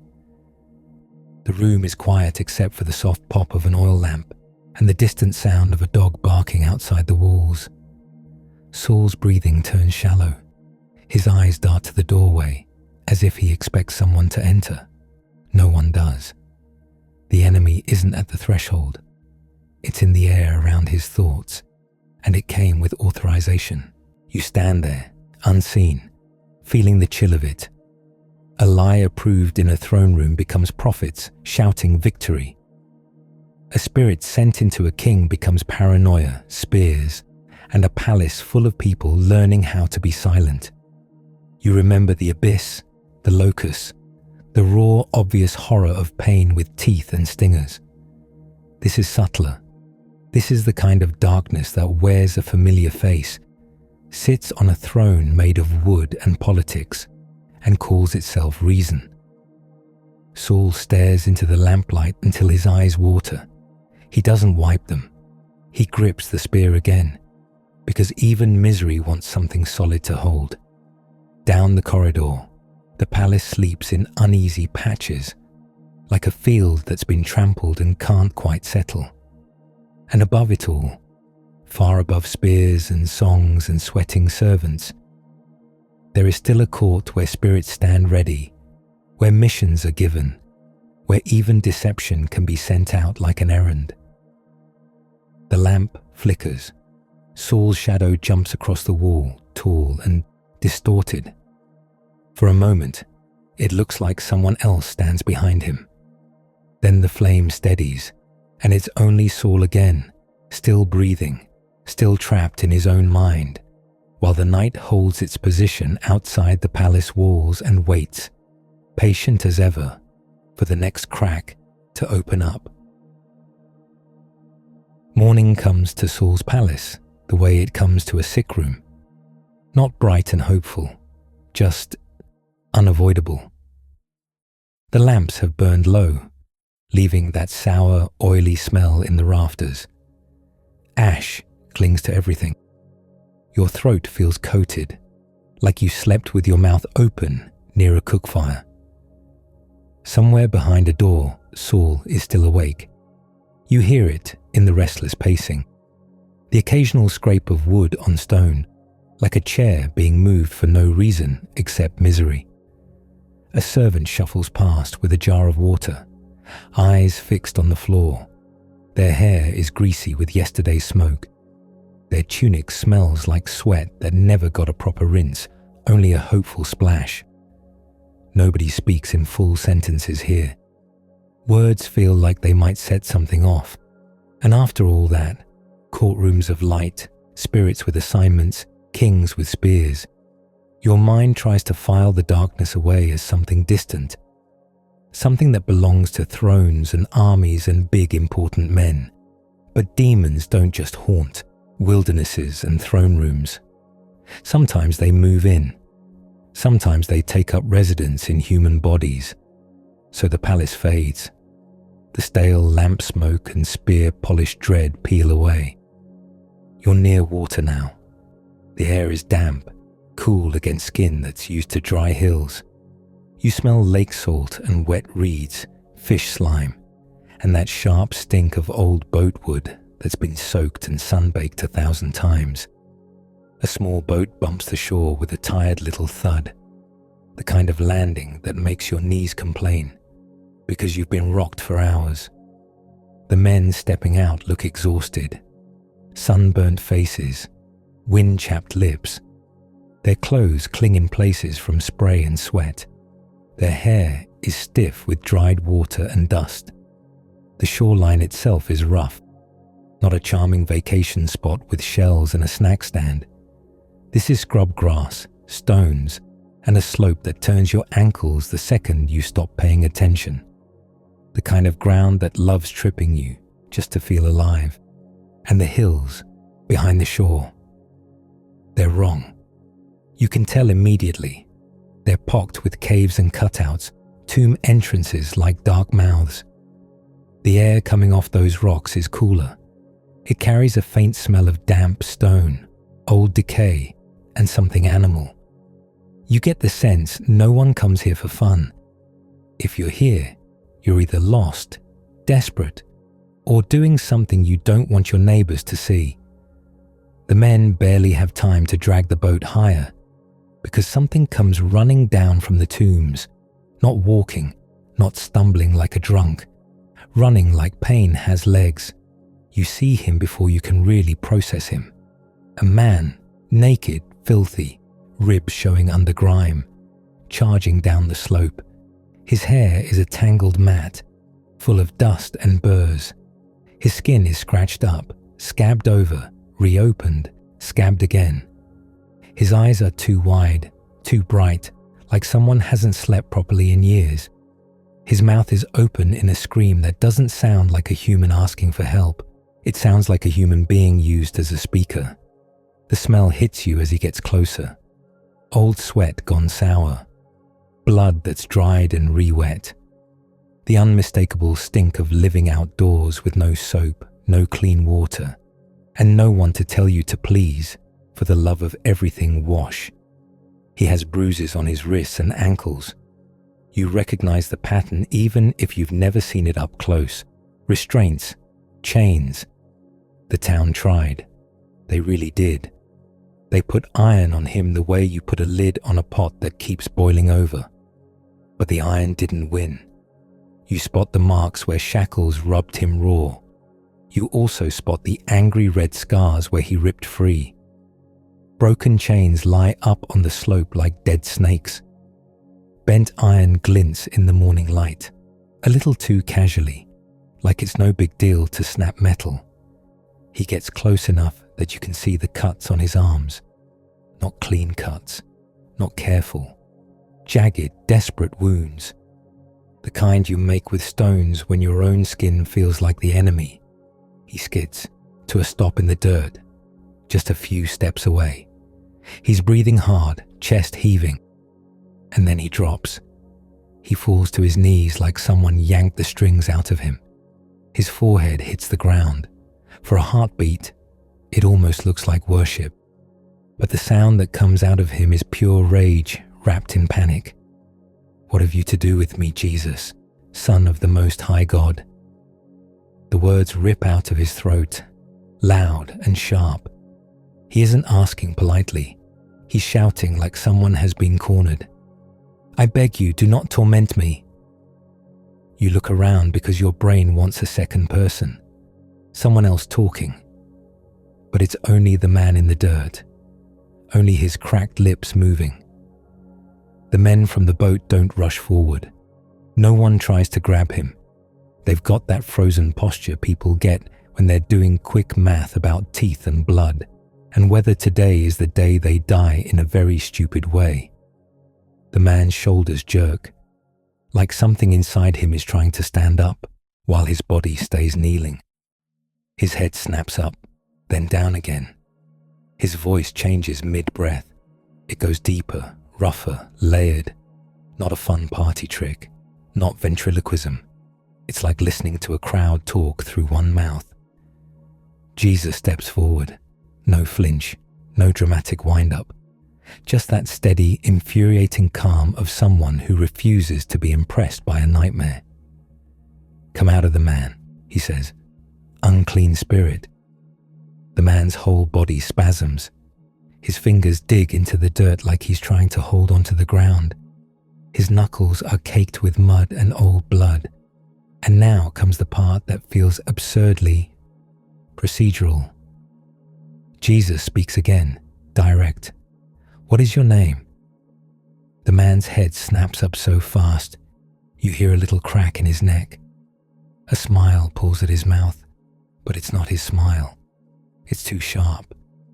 My name is Legion, the voice says, for we are many. Many. You feel your stomach drop. You've dealt with the idea of a demon like it's a creature, a singular menace. This is a swarm, a whole infestation living behind one man's eyes. The man's lips keep moving, and the voices beg. They beg like someone on the edge of a cliff, begging not to be pushed. They beg like they've got rules, like they know boundaries, like they're trying to negotiate terms. They don't want to be sent out of the region. They don't want to be sent into the abyss. They want something else. You hear snorting. Off to the side, up the slope, is a herd of pigs. A lot of pigs. They're clustered together, fat and twitchy, rooting at the ground. Their bodies are coated in a crust of dried mud and fresh filth. They smell like wet hay, warm skin, and the unmistakable stink of an animal that has never once considered personal hygiene. A herdsman stands nearby with a stick, watching the scene with the expression of a man whose job description did not include spiritual warfare today. The voices in the man shift, hungry. Send us to the pigs, they plead. Let us enter them. Of all the requests, you'd think they'd ask for a temple or a palace. Nope, they want the pigs. Jesus looks toward the herd. He doesn't argue. He doesn't haggle. He gives a simple permission. Go. And the change is immediate. The man in the dirt convulses like his muscles are trying to climb out of his own skin. His back arches. His throat opens in a scream that scrapes raw. It goes on too long. Then, suddenly, he collapses. He lands on his side, panting, eyes rolling like he's coming up from drowning. At the same moment, the pigs react. Every head jerks up at once. Every ear flicks. A ripple runs through the herd like a shudder. The pigs start to squeal. Not normal pig noises. Not the usual offended grunting. This is high, frantic, panicked squealing that makes your skin tighten. They push against each other. They shove, climb, scramble. Hooves digging into dirt. Mud sprays. The herdsman yells, waving his stick like it's going to control 2,000 pounds of sudden chaos. It doesn't. The herd surges. They run as one, a mass of squealing bodies straight toward the water. You watch it happen with the numb disbelief of someone seeing a cart roll downhill with no driver. It's too much momentum to stop. They hit the edge. A few skid, legs scrambling. Most don't even hesitate. They plunge. The lake erupts in thrashing bodies and froth. Pigs flail. Water splashes high. The squealing cuts off in broken bursts as mouths fill with water. The herd churns the surface into foam and panic. Then the sound starts dropping away one by one. A few last squeals. A few bubbles. And then just water, rippling. The herdsman stands frozen, stick lowered. His face is blank, like his brain has stepped out for a moment. Then it hits him. His entire business model just drowned. He turns and runs, not toward the boat, not toward the men, toward the town. You can practically hear his thoughts. I am not explaining this alone. The shoreline is quiet now except for the water settling back into itself. The man who had been Legion lies breathing. His chest rises and falls fast at first, then slower. His skin glistens with sweat. He looks smaller, without the frenzy, like someone who has been carrying an impossible weight and finally dropped it. Someone brings him clothing, a cloak, maybe, or a tunic, something that smells like sheep and smoke and another person's body. He clutches it like it's treasure. He pulls it around himself, hands shaking, and you see how thin he is. How many bones are visible when a human being has been living among tombs instead of among people? His eyes focus. They land on Jesus and stay there. No screaming, no flinching, just staring, like he can't believe the world is still solid. He sits up, and you see his arms up close. The scars are worse than you thought. Lines over lines. Some healed, some angry and fresh. A map of pain he carved into himself because he had nowhere else to put it. Now he sits, clothed, breathing, quiet. It's unsettling in a different way, because you realize how long it's been since anyone has seen him like this. Calm, human. The town arrives in pieces. First a few men, then more, then a whole crowd creeping over the slope like they're approaching a wild animal. They smell like home, bread, sweat, olive oil, and that constant background odor of too many people living too close. They see the wet shoreline, the empty water. They see the man sitting there, clothed, sane, and their faces don't soften. They don't cheer.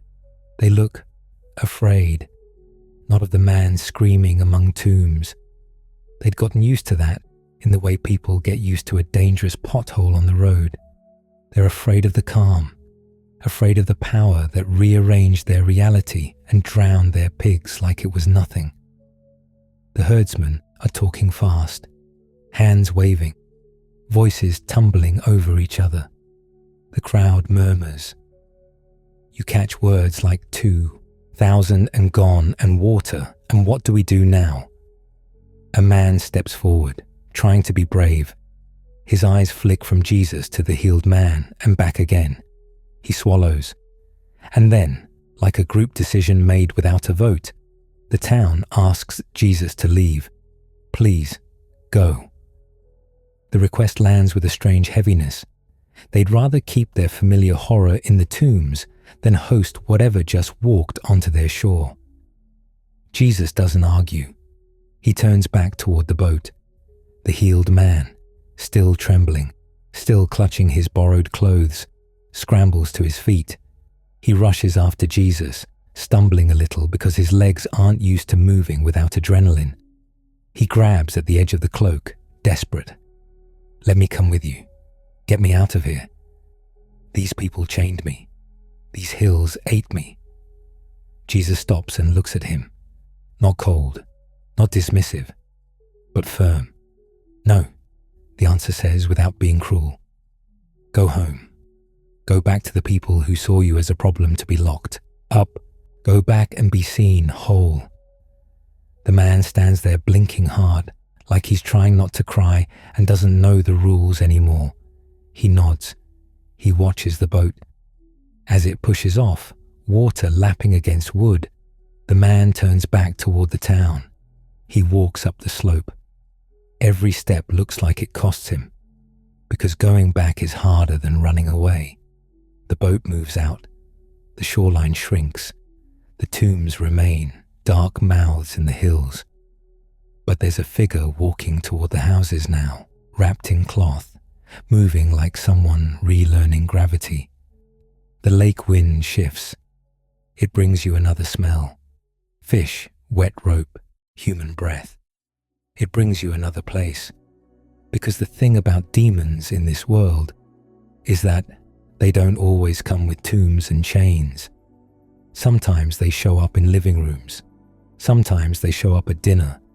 Sometimes they show up as a child who won't stop screaming. You're in a crowd again, pressed in close. Elbows bump your ribs. Someone's sleeve is damp with sweat and keeps brushing your arm. The air smells like dust, unwashed hair, and breath heavy with onions. You hear goats bleating somewhere, offended by everything. People are arguing, because of course they are. There's always an argument when a miracle worker is nearby. Everyone has an opinion. And now a man pushes forward with a boy. The boy is old enough to walk, but not old enough to fight what's happening to him. His face is drawn tight. His eyes flick wildly. His father grips him with both hands, knuckles white, like he's afraid his child will vanish. The father's voice is hoarse. You can hear the exhaustion in it. Not sleepy exhaustion. The exhaustion of someone who has spent years waking up to emergencies. "My son," he says. He has a spirit that makes him mute. The boy's mouth opens. No words come out. Only a strained, strangled sound, like his throat forgot how to be a throat. And then it hits. The boy convulses. His body locks and jerks. His arms fling out. His head snaps back. His father barely keeps him from slamming into the ground. Other hands reach out, unsure whether to help or back away. The boy falls anyway. He hits the dirt hard. Dust puffs up around him and sticks to the sweat on his face. His whole body twists. Foam gathers at his lips. His teeth grind. You hear it, that horrible scraping sound, and you wince because you can imagine the taste in his mouth. Blood, bile, dirt. The father talks fast, desperate. It seizes him and throws him down, he says. He foams and grinds his teeth and becomes rigid. He swallows, voice breaking. It has often cast him into fire and into water to destroy him. Fire. You picture it immediately. A cooking fire in a courtyard, flames licking up, a moment of inattention, and your child launches into it like a thrown bundle of cloth. Water, a cistern, a stream. Your child's body suddenly jerks and tips and sinks. You'd never turn your back, not ever. You'd live with your arms half extended, always ready to catch. The boy's eyes roll. His limbs jerk again. His father looks like he might collapse from holding his own panic inside. The people around you murmur. Some look judgmental, because that's the easiest hobby in a crowd. Some look scared because they've seen this kind of thing and it gets into your bones. Jesus steps in close. He speaks to the spirit like it's a disobedient animal. "Mute and deaf spirit," he says, "I command you, come out of him and never enter him again." The boy's body arches. A cry tears out of him. Raw, loud, like something is being pulled off his soul with hooks. His heels drum the dirt. His fingers claw at nothing.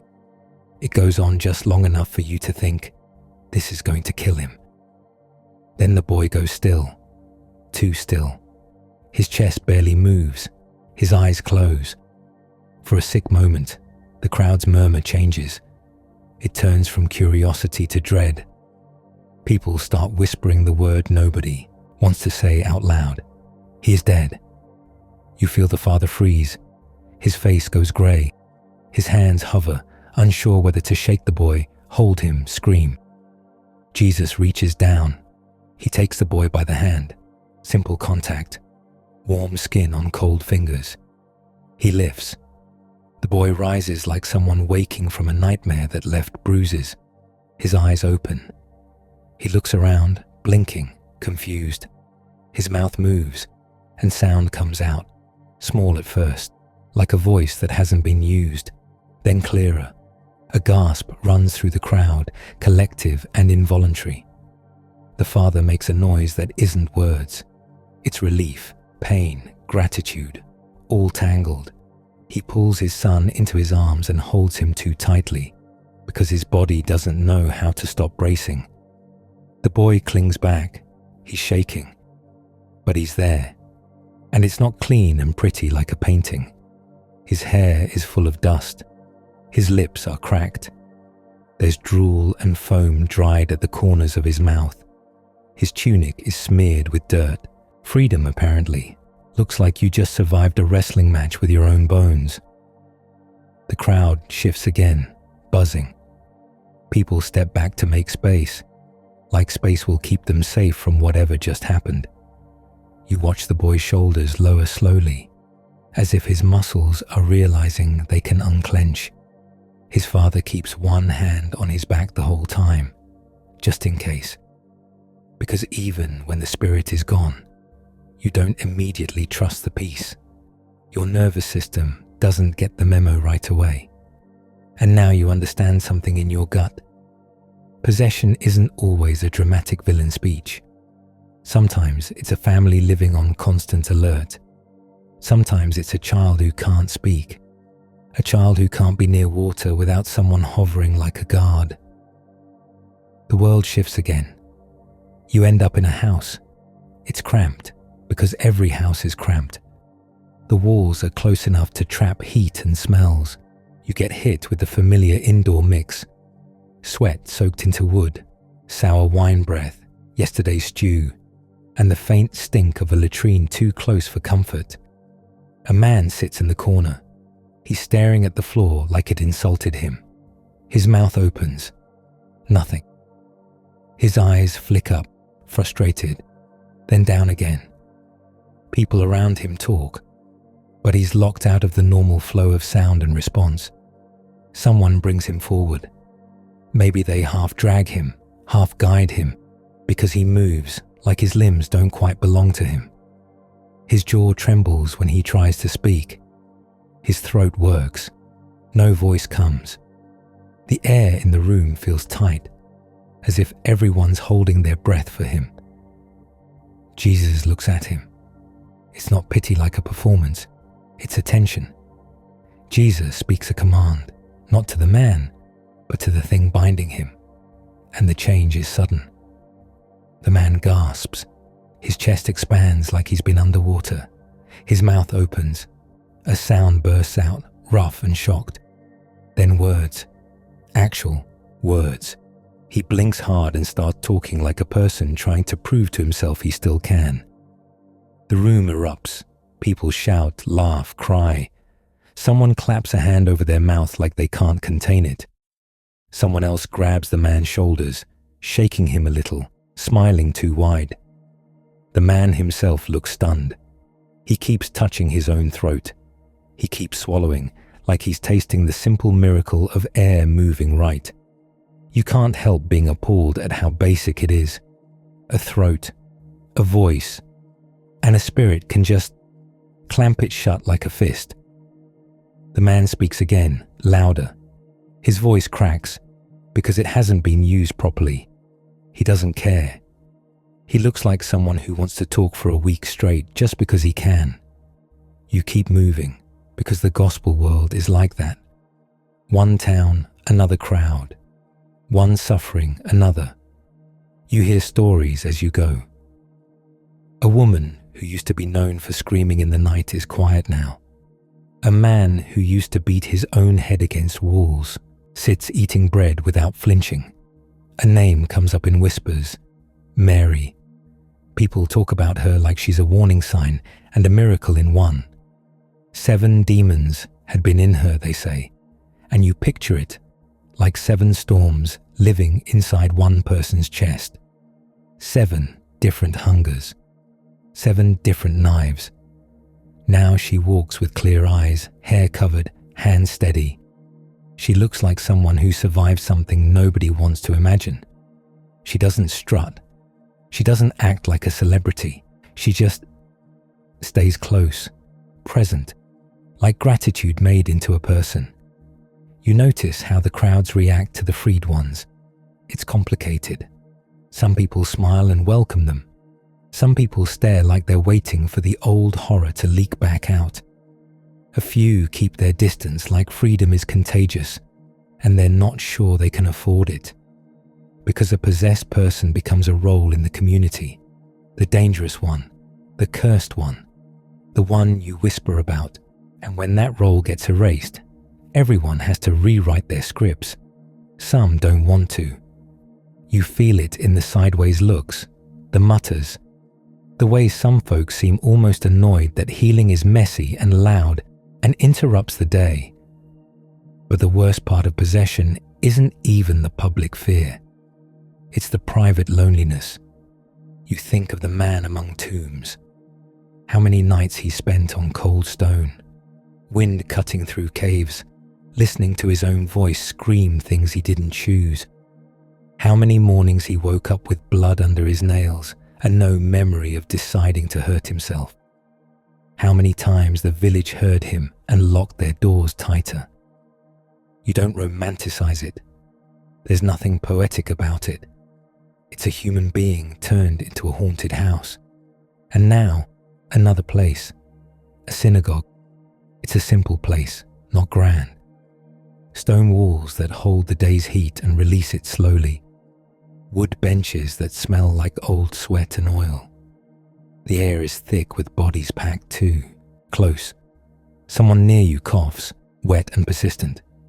Somebody else smells like garlic and sheep, a combination that should be illegal. Voices murmur, prayers.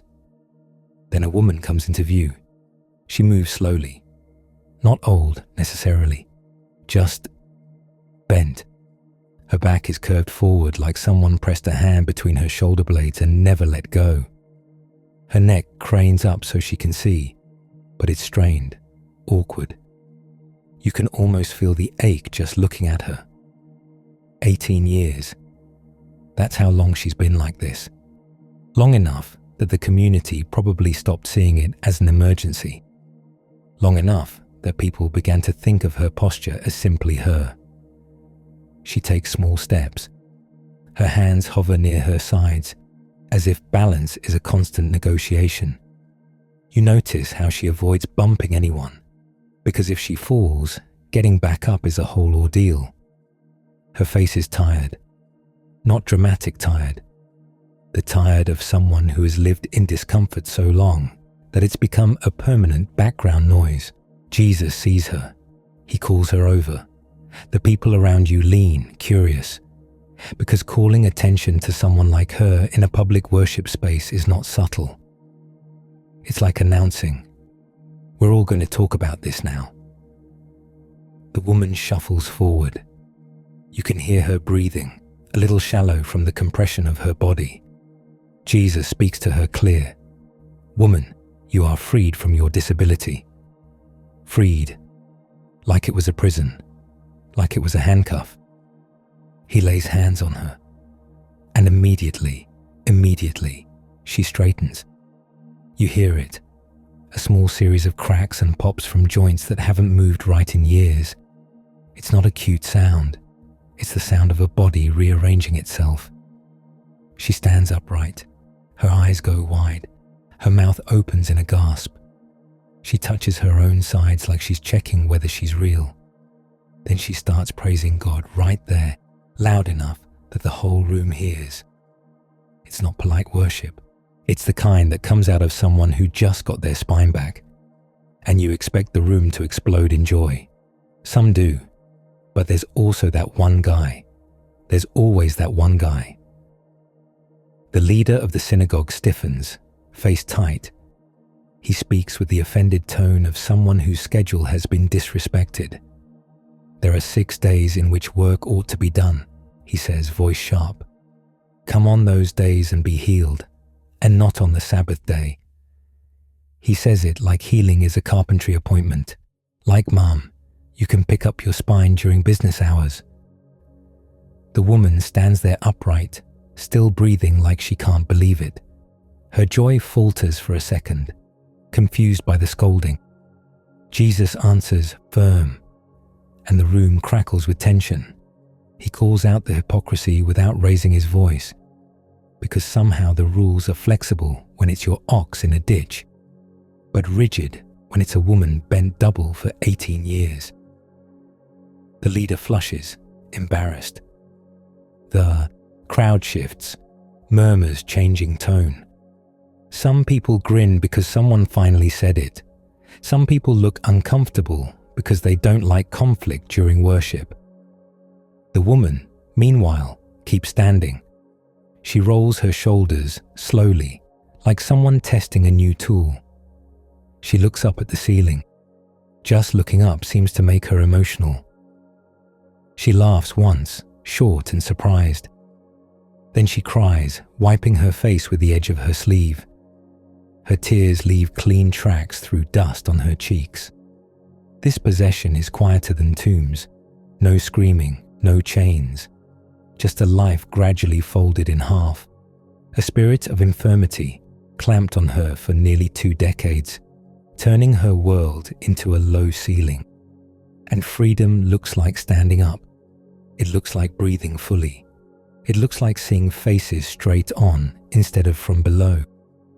Your feet keep carrying you from story to story, because in this world, the darkness doesn't pick only one kind of victim. Sometimes it's a man in the tombs too, strong for chains. Sometimes it's a boy whose own body tries to kill him. Sometimes it's a throat locked shut. Sometimes it's a spine pressed down. And in all of it, you notice the same awful detail. The people suffering aren't treated like they're in pain. They're treated like they're inconvenient, like they're embarrassing. The possessed man gets exiled to graves. The boy becomes a constant crisis that wears his father down to the bone. The mute man becomes a spectacle. The bent woman becomes a rule violation waiting to happen. Even when the community tries to help, change supervision, careful routines, it still turns the person into a problem to manage.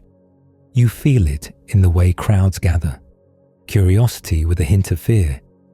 Pity mixed with relief that it's not them. And when the person is freed, the crowd doesn't always know what to do with that either. The healed man by the lake wants to leave with Jesus.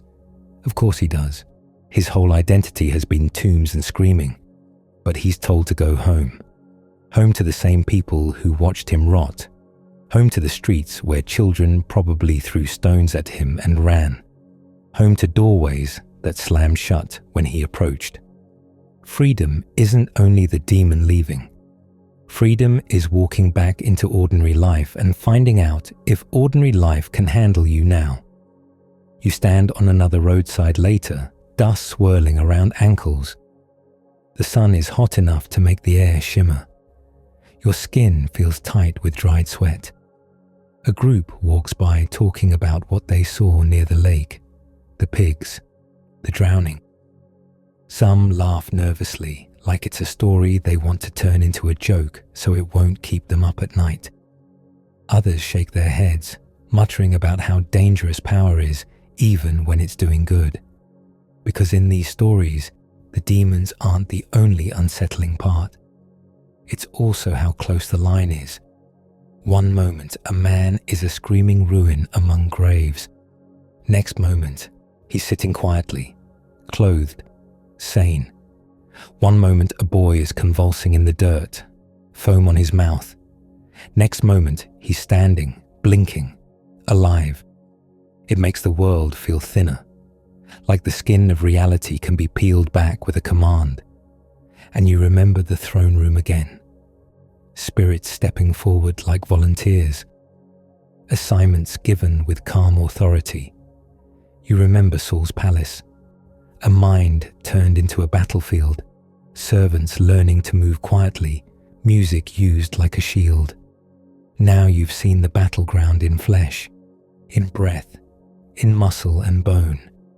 You've seen what it looks like when the enemy doesn't just whisper lies.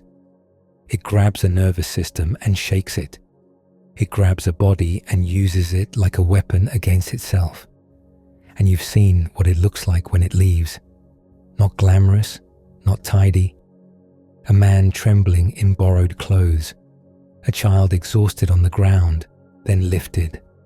A mute throat rasping its first words.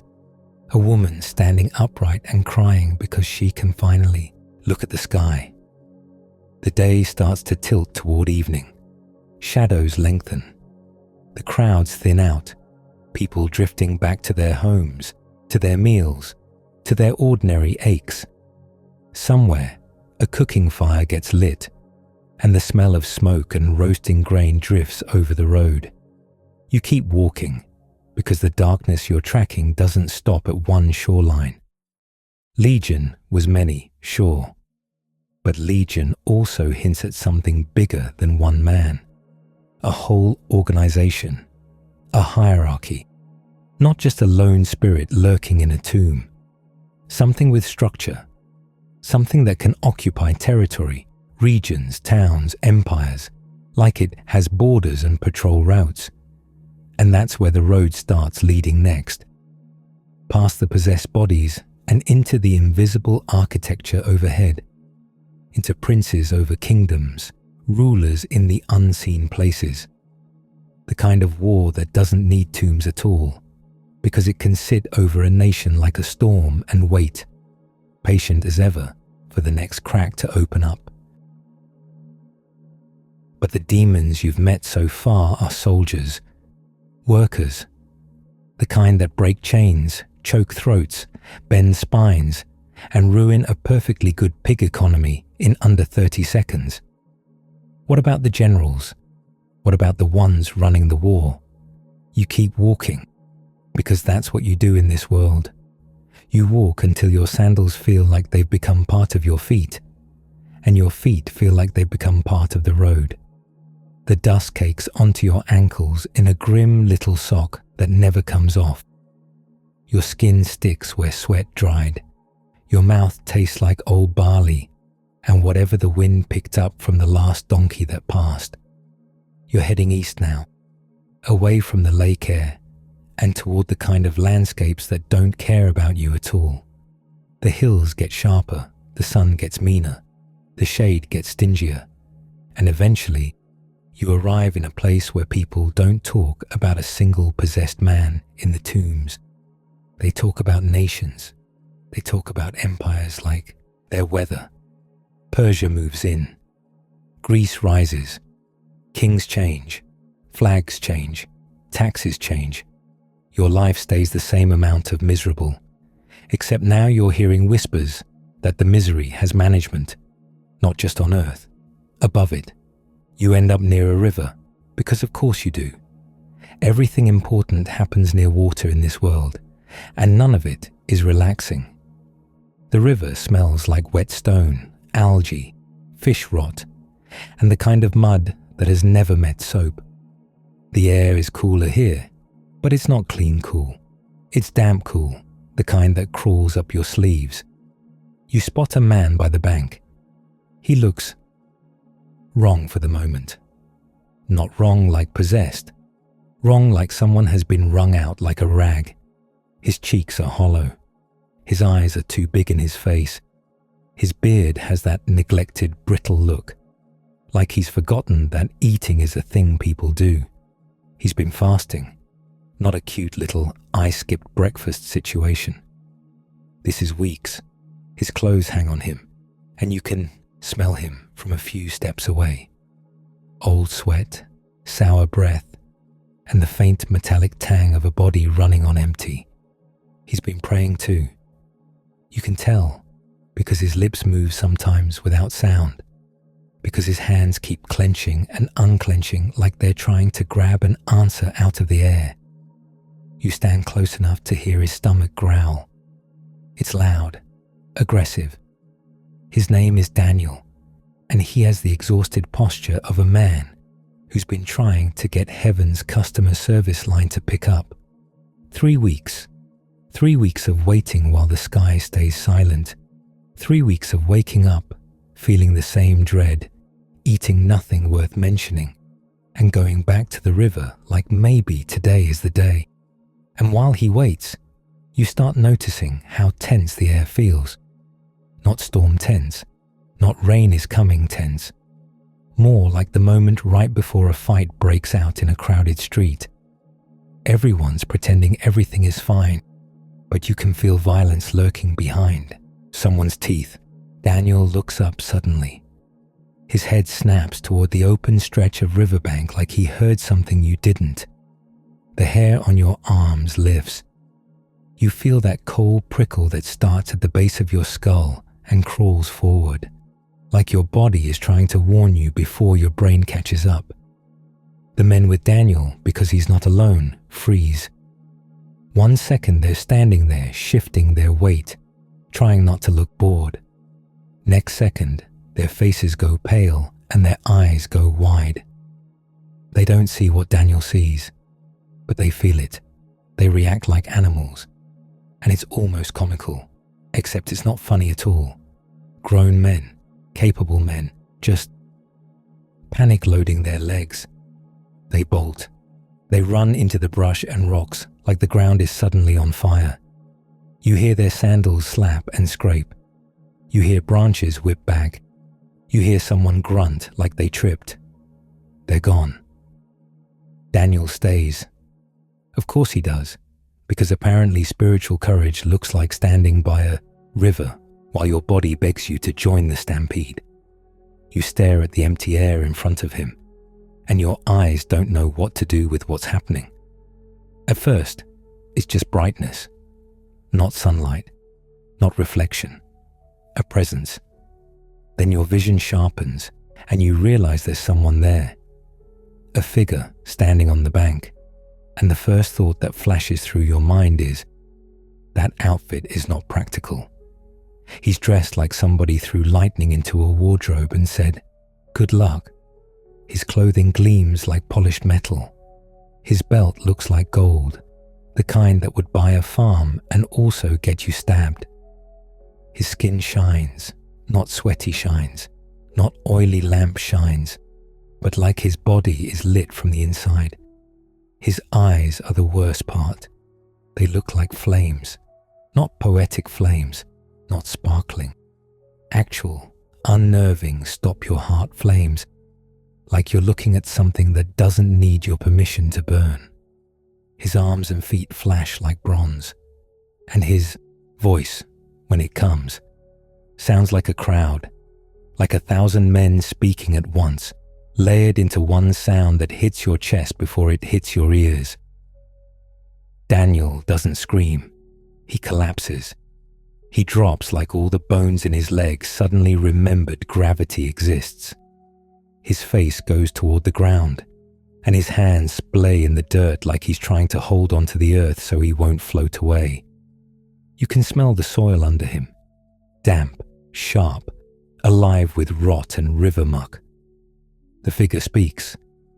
Daniel is trembling so hard you can see it in his shoulders, and you expect the message to be instant, clean, efficient. Like, "Hello, I am here. Here is your answer. Goodbye. No, this is heaven, apparently, which means it's going to be intense, confusing, and weirdly bureaucratic. A hand touches Daniel, just a hand. But Daniel jerks like he got shocked. He rolls onto his side, eyes squeezed shut, breathing fast, trying to get his body to cooperate with his mind. The hand lifts him, only a little, onto his hands and knees. Daniel's palms press into the dirt and come up muddy. His fingers shake like he's 90 years old. The figure tells him not to be afraid, which is honestly insulting. Daniel's mouth opens, but his voice is gone. His throat works like it's trying to remember speech. He manages words anyway, barely. He says he has no strength. He says he can't breathe. And you believe him, because you can see the way his ribs strain under his robe, sucking for air like the air has gotten heavier. The figure touches him again. Strength returns in a rush, like someone poured warm oil into Daniel's bones. Daniel sits back on his heels, still shaking, but he's upright now. And now the figure explains the delay, not in a gentle, sorry for the wait way. In a casual, I was detained by warfare way. He says he came the moment Daniel started praying. The moment. Your brain catches on that like a burr. Immediate response. Instant dispatch. So why did it take 3 weeks? Because the Prince of Persia resisted him. Not the king sitting on a throne somewhere, eating grapes and making laws. A prince you can't see. A territorial power with authority over an empire. A spirit with its hands on Persia, like Persia, is a board game piece, and the prince gets to move it. You feel your stomach hollow out. Because this isn't a demon in a man. This is something assigned to a nation. This is the kind of darkness that doesn't need tombs. It needs borders. The figure says he fought, not metaphorically, not in riddles, fought for 21 days. And it wasn't enough until help arrived. Michael, one of the chief princes, another unseen ruler, but on the other side, reinforcements. The word lands like a stone. Reinforcements means there are ranks. It means there are territories. It means there are conflicts so severe that a messenger from the presence of God can get stuck in transit like a cart in the mud. You stand there by the river, tasting it. Not the river, the idea that there are layers above your head like stacked floors in a building you didn't know existed, and you've been living on the ground floor your whole life, worrying about bread and sickness and whether your neighbor hates you. Meanwhile, overhead, there are princes over Persia, princes over kingdoms. You look out across a river and try to picture Persia, not as a place you visit, as a weight, as a spiritual climate, as something held. Daniel finally gets his message. Kingdoms, horns, beasts that feel like nightmares with politics baked in. But it's the delay that sticks to you. The delay is what makes your skin crawl, because it means prayers aren't always answered on your timeline for reasons you can't see. It means an empire can have a spiritual patron like a landlord. It means history might be influenced by something that never shows its face in the marketplace. Daniel's face is wet when he's done. Sweat, tears, maybe both. He looks like someone who just heard news that will outlive him. The kind of information that makes your personal problems feel small and also somehow more frightening.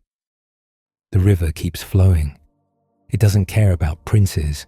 It doesn't care about angels. It just moves, carrying sticks, dead leaves, and whatever else got thrown in upstream. You leave the bank with the uncomfortable awareness that the world has more rooms than you thought, and you can't unknow it. Once you've heard Prince of Persia, you start hearing it everywhere. Not the words, the effect. You walk through cities differently now. You notice the way certain places feel heavy, like the air has rules. You notice how crowds can feel like a single creature with many mouths, how anger spreads, how fear spreads, how lies spread faster than truth, like truth has to put on sandals first. You start to wonder what's standing behind thrones, not the advisors, not the generals, the other thing, the thing with no footsteps. Years slide by, and you find yourself in another city with another kind of spiritual density. Ephesus. The name tastes like salt and money. This place is humid, coastal, busy.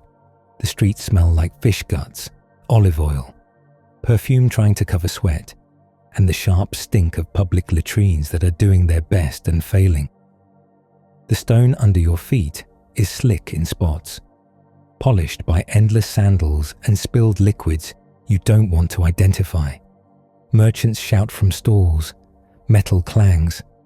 Someone is roasting meat and the fat smoke curls into your nose like a cruel joke, because you weren't planning on being hungry today, but your stomach disagrees. And looming over it all is the temple, massive. It sits there like a mountain made by human hands, white stone glaring in the sun. People stream toward it with offerings, coins in sweaty palms, little animals tied with rope, faces tense with hope and dread. The temple air is its own ecosystem. Incense, hot wax, damp wool, blood. Yes, blood. Because religion here isn't a quiet thought. It's slaughter, it's smoke, it's priests with red-stained hands and tired eyes. You watch a man buy a small bird, clutch it like it's a ticket out of trouble. You watch him hand it over, and you see the quick, efficient motion of sacrifice. No drama, just the awful normality of it. Life drains, blood drips, smoke rises, and you feel that same tension you felt by the river. Not because you saw a shining figure, because the air feels managed, like the city is plugged into something, like it has a patron. You push through the crowd and find a small group gathered in someone's home. The house smells like boiled lentils, damp plaster, sweat, and the lingering funk of too many bodies in a small room. Someone's baby cries in the corner, the thin, exhausted cry of a child who's been passing around every illness in town like it's a hobby. A man is speaking to the group. Paul. He's not impressive in the way a warlord is impressive. He looks like a traveler. Dust in the creases of his clothes, skin browned by sun, eyes sharp with fatigue. He speaks like someone who has been threatened a lot and has stopped being surprised by it. He talks about conflict, and your mind tries to file it under the usual categories: arguments, beatings, prison, mobs. Then he says it. Not against flesh and blood, not against the guy who spit at you in the street, not against the magistrate with the smug grin, not even against the temple guards who look like they enjoy hurting people, against rulers, authorities, cosmic powers over this present darkness, spiritual forces of evil in the heavenly places. The room goes quiet in that way rooms do when something lands too close to the bones. Someone swallows hard. You hear it, a dry, nervous sound, because you've all met flesh and blood enemies. You know how to deal with those. You can run, you can hide, you can negotiate, you can punch. But cosmic powers isn't something you punch. It isn't even something you can point at. Paul keeps talking, and he doesn't sound thrilled about it. He sounds matter-of-fact, like he's describing the layout of a city you have to travel through whether you like it or not. He talks about armor, not the fun, heroic kind, the kind you wear because something wants you dead and you're tired of bleeding. A belt, a breastplate, shoes, a shield, a helmet, a sword. You look down at your own body, at your thin tunic and your worn sandals, and you almost laugh. This is the ancient version of being told, bring layers, Weather's unpredictable, except the weather is intelligent, and it hates you. Paul's words hang in the room like smoke, not pleasant incense smoke, more like the smoke after something burned that shouldn't have burned. You glance around at the faces. These are ordinary people, laborers, women with cracked hands, old men with coughs, young men with too much energy and not enough wisdom. They look like the kind of people empires crush without noticing. And Paul is telling them, the crushing isn't only political, it's spiritual. There are rulers behind rulers, powers behind powers. You walk out later into the Ephesian streets, and everything looks the same as it did before. The vendors still shout, the fish still rot in the heat, the temple still gleams, smug as ever. But you feel different, because you can't stop thinking about the phrase present darkness, not future darkness, not hypothetical darkness, present, like the darkness is a thing with a schedule, like it clocks in. You pass a group of men arguing near a fountain. Their voices are sharp, their faces flushed. It's the kind of petty dispute that can turn violent fast, because everyone is tired, everyone is underfed, everyone is one insult away from losing their mind, and you wonder, just for a second, if anything is leaning on them, not possessing them, not making them foam at the mouth, just pressing, encouraging, whispering, yes, hit him, yes, ruin him, yes, burn the whole thing down. You pass a woman buying bread, counting coins with trembling fingers. Her shoulders are hunched like she's trying to make herself smaller than her problems. You wonder what hangs over her household at night. Not a demon in the corner, a weight, a pressure, a slow squeeze. That's the part that messes with you. Possession is dramatic. You can see it. You can name it. You can chain it, apparently, even if the chains fail. But principalities and powers feels like architecture, like the beams in a house you didn't build, like the city plan itself is tilted. You keep moving through the empire because the empire is what you're inside. Roads, checkpoints, taxes, soldiers, Roman soldiers to be specific. They smell like leather, sweat, sour wine, and metal heated by the sun. Their armor creaks when they shift. Their faces are bored in the way men get when they're paid to be dangerous and nothing exciting has happened yet. One of them spits and it hits the ground with a dark little splat. He wipes his mouth with the back of his hand, like manners are for people without swords. You see the power they carry and it's obvious. They can hurt you. They can take things. They can kill you and probably fill out the paperwork later if they feel like it. But now you're cursed with a second vision layered over the first. You see Rome. And you also see the possibility of something over Rome. Something that loves what Rome loves. Domination, fear, worship of strength, the endless grinding machine of conquest. You hear Paul's words again. Rulers of the darkness, not rulers of a province. Rulers of darkness itself, like darkness is a kingdom with a throne room. You realize how small you are, not in a hopeless way, in an appalled way.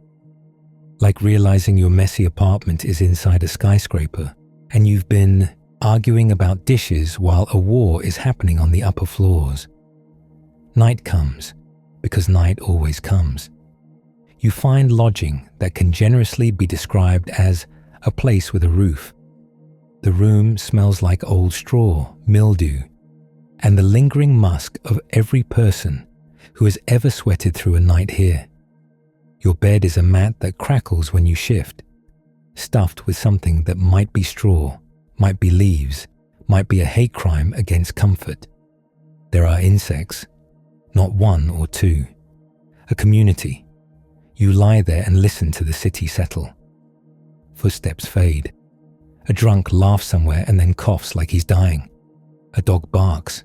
irritated at the concept of night, and above it all, you stare into darkness and think about layers. The heavenly places. That phrase tastes strange. You used to think heaven meant far away and peaceful. Now you're hearing it like a battlefield. Not serene clouds. Conflict, delays, resistance, reinforcements. A prince of Persia wrestling an angel for 3 weeks, like the sky has chokeholds and grappling. You try to picture what that looks like and your mind fails. Not because it's too beautiful, because it's too big. Because your brain is designed for goats and grain and gossip, not cosmic warfare. So it translates it into the only language it has. It imagines an empire as a living thing, a huge beast sprawled across land, breathing taxes and orders, and above the beast, a shadow, a rider, a presence that isn't flesh, but has authority. It makes you feel nauseous, honestly, because if evil is organized, then it isn't only random tragedy, it's strategy. And if it's strategy, then your little life, your little choices matter in ways you didn't want them to. You think back to that shining figure by the river, how Daniel's friends ran even though they didn't see him, how fear hit them like a slap. You think about Paul in the cramped Ephesian house, talking about armor, like he's packing you for a journey you didn't sign up for. You think about the possessed man by the lake, legion, many, not only in one body, many in a system, a whole chain of command. You start to understand something that makes your throat go dry. It isn't only that darkness exists, it's that darkness has administration. Somewhere in the unseen, there are princes assigned to regions like governors. There are powers influencing crowds like wind over grass. There are rulers of darkness pushing on minds, not always with screams, but with pressure. That pressure that makes a man cruel. That pressure that makes a city worship what destroys it. That pressure that makes you feel like hope is childish. You lie on your bug-filled mat and listen to your own breathing. You hear your pulse in your ears. You can't see anything in the room, but you can smell everything. Your own sweat, the damp straw, the faint ammonia scent from a corner that has definitely been used as an emergency toilet. And you realize the war isn't only out there, it's over everything. Over marketplaces, over temples, over thrones, over the little moment when you decide whether to tell the truth or take the easy lie, over the moment when you decide whether to forgive or keep the bitterness like a pet snake in your chest. That's what makes it feel so layered. You're still you, lying in a miserable room, itching your ankle because something bit you again. But you're also aware of a vast, invisible sky full of conflict. You can't see the lines of it. You can't name all the ranks. You only know the hints you've been given. A prince of Persia, Michael arriving like backup, rulers and authorities in the heavenly places. And somehow, in the middle of all of that, people still wake up and bake bread and fetch water and try to love their children. The city outside finally quiets down. The drunk stops laughing. The dog stops barking. Even the insects seem to pause, as if they're listening too. And in the dark, you feel it again. Less like a jump scare, more like a weather front moving in. The sense that some of the darkness has names. Not just titles like prince, ruler, power. Actual names. The kind people whisper. The kind that make a room feel colder when they're spoken. Because once you've met the generals, you start hearing about the king of the whole operation. The accuser, the adversary, the lord of flies, the dragon that coils through the world like a living disaster, patient and ancient, waiting for its moment to rise. And now you come to the names everyone knows, the ones that cast the longest shadows. You say them and people flinch, even if they pretend they don't. The kind of names that make mothers pull children closer without thinking. the kind of names that make a lantern feel smaller. The night air is cool, but not in a refreshing way. It's cool like damp cloth left on skin too long. You taste smoke from someone's cooking fire, and it mixes with the sour stink of a nearby alley that's doing latrine duty. Somewhere, a fly buzzes around your ear like it has a personal vendetta. Of course it does. You walk because walking is how your whole life works now. You walk through dust, through sweat, through history that smells like livestock and unwashed wool. You walk until the road seems to pull you forward by the ankles, and the name that keeps surfacing again and again is Satan. Not horns and pitchforks, not a red cartoon with a little tail. This is older, stranger, more like a job title that learned how to smile. So you end up in a moment that feels nothing like a haunted tomb or a wilderness ruin. This feels like a meeting. You're standing in a space that makes your bones feel too loud. Like your own existence is a disturbance. There's no mud under your feet, no stone, no familiar grit. It's just presence. A council, gathered like officials in a courtroom. Except nobody is bored and nobody is chewing dried figs to pass the time. You feel watched from every direction at once. And it's not even rude about it. It's just the way it is. They're called sons of God, but they don't look like anyone's sons. They don't fidget. They don't cough. They don't adjust their clothes because their clothes don't wrinkle. They stand there like flames that learned manners. And into that space walks someone who does not look out of place. That's the first unsettling thing. He steps forward like he belongs there, like this is his office, like he knows where the good water is kept. He isn't dragging chains. He isn't oozing darkness. He isn't doing theatrical evil. He's calm, which is honestly worse. He's called the Satan, the accuser, the adversary, the one whose whole vibe is, are we sure about that? He stands with the kind of confidence you see in a man who shows up to court with his notes organized, a professional, a specialist, someone who has done this before and enjoyed it. A question is asked, and it lands in the space like a stone dropped into still water. Where have you come from? And the accuser answers like, it's small talk at a banquet, like you asked him if he hit traffic, like he's not an entity that makes your stomach turn to cold paste. From roaming the earth, he says, from walking back and forth on it. You hate that phrasing because you know what it feels like to walk back and forth on earth. Dust in your teeth, sun cooking your scalp, feet rubbed raw, life reduced to survival and routine. And he says it like he's been enjoying the stroll. The attention shifts, and you can feel it without seeing a single head turn. It's like pressure moving in the air. The name Job comes up. You've heard of men like Job, rich men, respected men, the kind with herds and servants and a household that smells like bread most days. You can practically smell it now, just thinking about it. Warm grain, goat milk, oil on the hands of workers, the faint sweet rot of animal pens, because wealth still smells like manure. Job is described like a success story you're supposed to admire. Blameless, upright, a man who fears God and turns away from evil. You think the accuser will shrug and move on.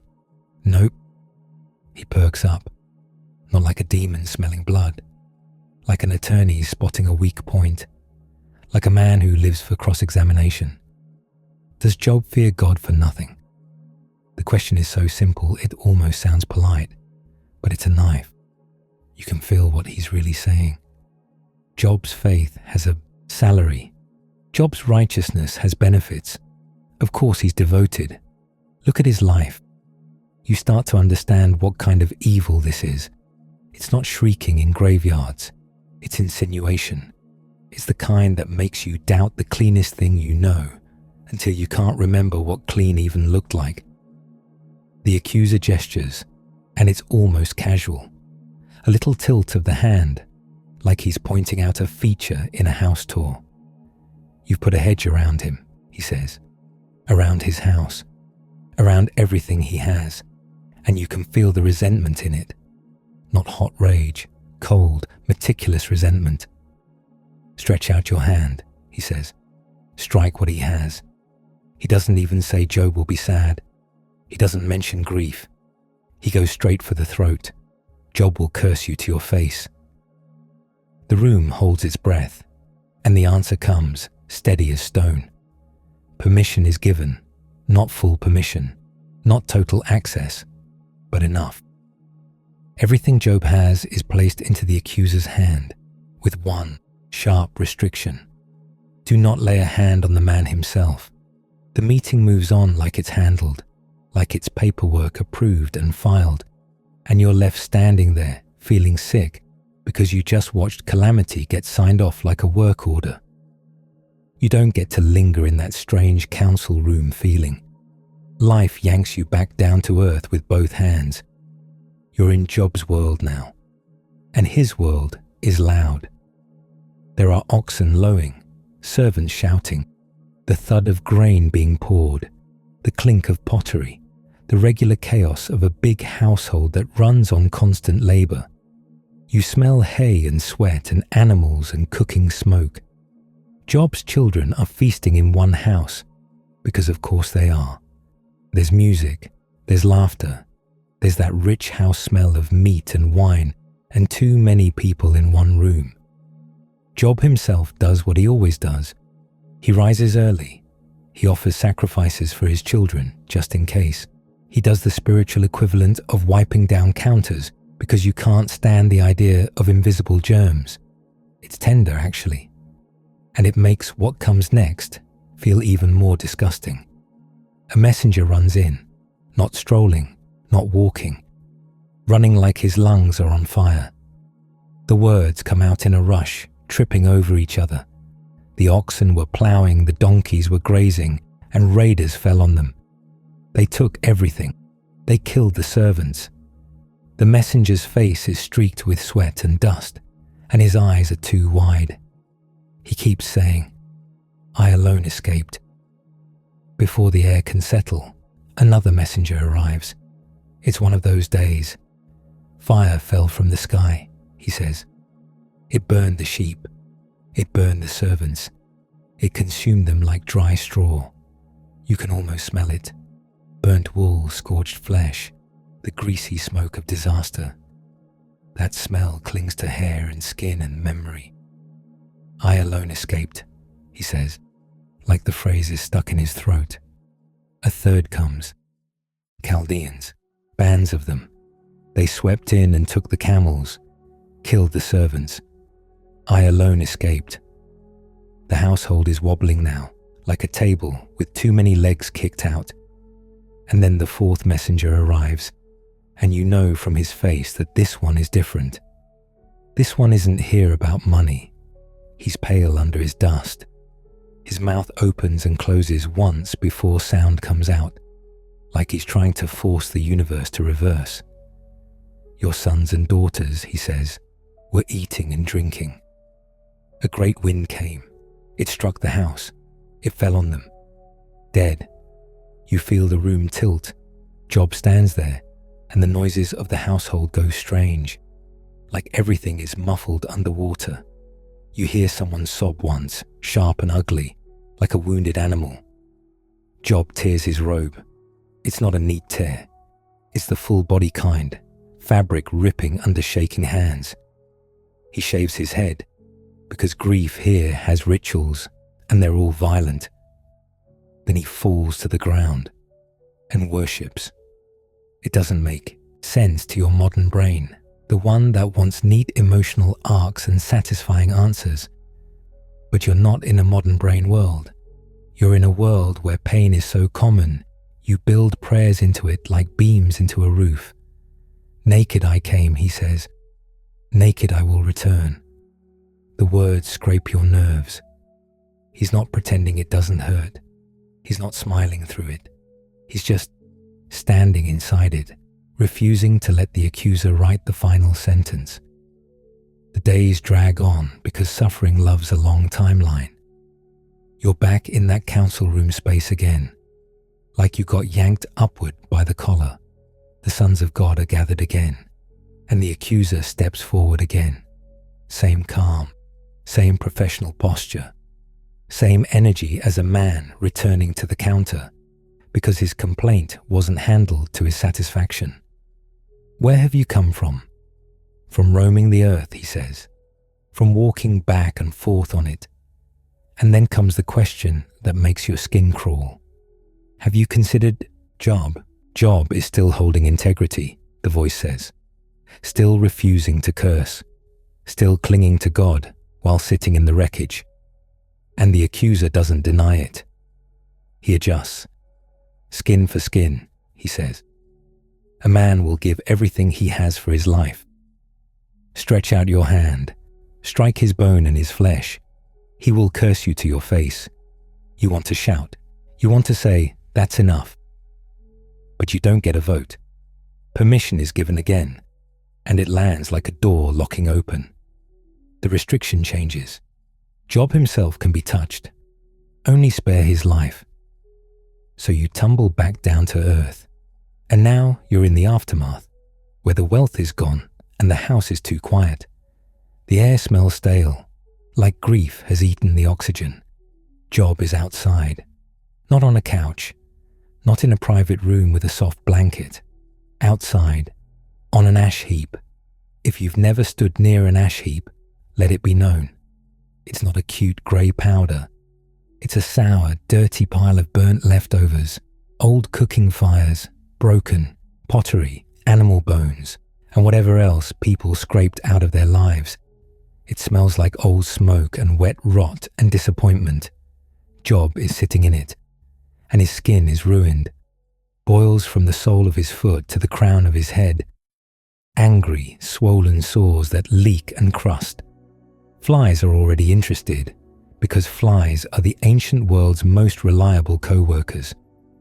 Job takes a potsherd and scrapes himself, not gently. He's scratching like a man trying to climb out of his own body. You can hear the rough drag of broken pottery on skin. You can see the grimace, the clenched teeth, the shaking breath. His wife stands there, and she looks like someone who hasn't slept in days. Her hair is unbound. Her eyes are red. She says what everyone thinks when pain gets personal enough. Curse God, she says, and die. It comes out like a dare, like mercy, like exhaustion. Job looks up at her, and his face is swollen and cracked, but his eyes are still his.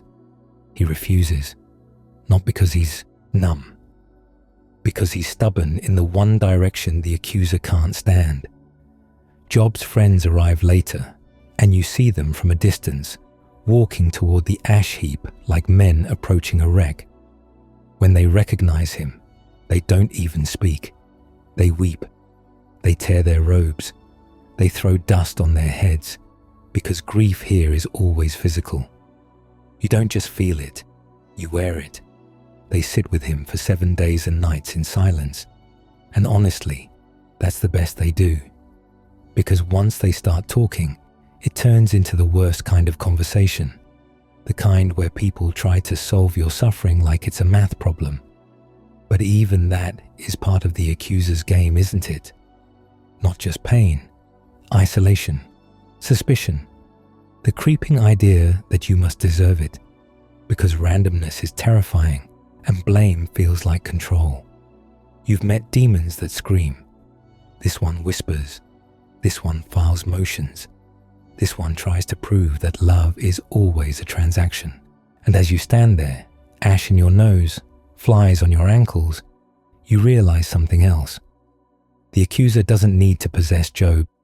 He just needs to press. He just needs to keep asking over and over, is it real? Time moves, because time always moves, no matter how dramatic your suffering is. Centuries slide by like sand. Empires rise and collapse. Cities burn. New roads get built on old bones. Names change languages. And the accuser's name starts showing up in different rooms. Not only in heavenly councils, in deserts. You're in a wilderness now, and it's the kind of place that makes you understand why people thought the wasteland was inhabited. The heat is an animal. It lies on you. It breathes in your face. The ground is hard and dusty, scattered with stones that feel personally placed to trip you. The air smells like sun-baked dirt and dry plants that gave up. You haven't eaten, not for a day, not for a week. Long enough that your stomach has stopped being polite about it. It growls, cramps, clenches, and then goes eerily quiet, like it's conserving energy for the long haul. Your mouth tastes like old pennies and dust. Your lips crack when you swallow. You can hear your own heartbeat sometimes, because your body is running on fumes and honesty. And there's someone out here who looks worse than you. Jesus. He's alone, except he's not alone, because the wilderness never does alone the way you want it to. His cheeks are hollow. His eyes look set deeper in his face. His beard is ragged. His skin is tight over bone. He's been fasting for 40 days. 40. By day 10, you're already bargaining with God over a crust. By day 20, you're seeing things at the edge of your vision. By day 40, your body is basically a haunted house. And that's when the accuser shows up, not with a trumpet, not with smoke, just there, like an unwelcome thought that suddenly has a voice. If you're the Son of God, he says, tell these stones to become bread. It's such a small temptation on paper. But you're standing there with a tongue like sandpaper and a stomach folding in on itself. You look at those stones and your mind tries to imagine warmth, yeast, salt, a crust that cracks under your fingers. The temptation isn't only food, it's relief. It's proof. It's the chance to use power for your own hunger. Because hunger is an emergency, and emergencies justify everything. Jesus answers without drama. He won't do it. And the accuser doesn't throw a tantrum. He pivots. Suddenly you're in Jerusalem, and it's dizzying after the emptiness. The city smells like animals and incense and sweat. People press close in the streets, shoulders bumping, sandals scraping stone. You're at the temple, and the height makes your stomach lurch. The stones under your feet are warm from the sun. The air up here is thinner, and you can hear the murmur of crowds below like the ocean made of voices. The accuser stands too close, like someone who doesn't respect personal space. If you're the Son of God, he says, throw yourself down. He even talks like he's being helpful. Angels will catch you, he implies. There are promises. There are words. There's scripture on his tongue like he's proud of memorizing it. That's the disgusting part. He's not only a liar, he's a skilled liar. He uses holy language like it's a tool he can pick up and set down. Jesus refuses again. No theatrics, no leap, no forced miracle to impress a crowd. So the accuser takes him to a very high place, and you don't know how you get there. One moment, there's temple stone underfoot. The next, there's wind and height, and a view that feels too big for human eyes. Kingdoms spread out like a map made real. Cities like clusters of light. Roads like veins, power, control, authority, all of it. The accuser offers it with a straight face. All this, he says, I will give you just one thing. Worship me. It's the oldest trade in the world, wrapped in a fresh ribbon. Give me your allegiance and I'll give you the world. And for a moment you understand why this name is the one that keeps coming back. Why it sticks in your throat. Because it's not only about getting someone to do something obviously evil. It's about getting someone to shortcut the good, to grab the crown without the cost, to rule without suffering, to win without obedience. Jesus refuses, and this time it's sharp. Go. And the accuser leaves, not destroyed, not screaming, just gone for now, like a shadow slipping behind a rock, waiting for the next angle. Angels come, and they minister, and you can almost feel the change in the air.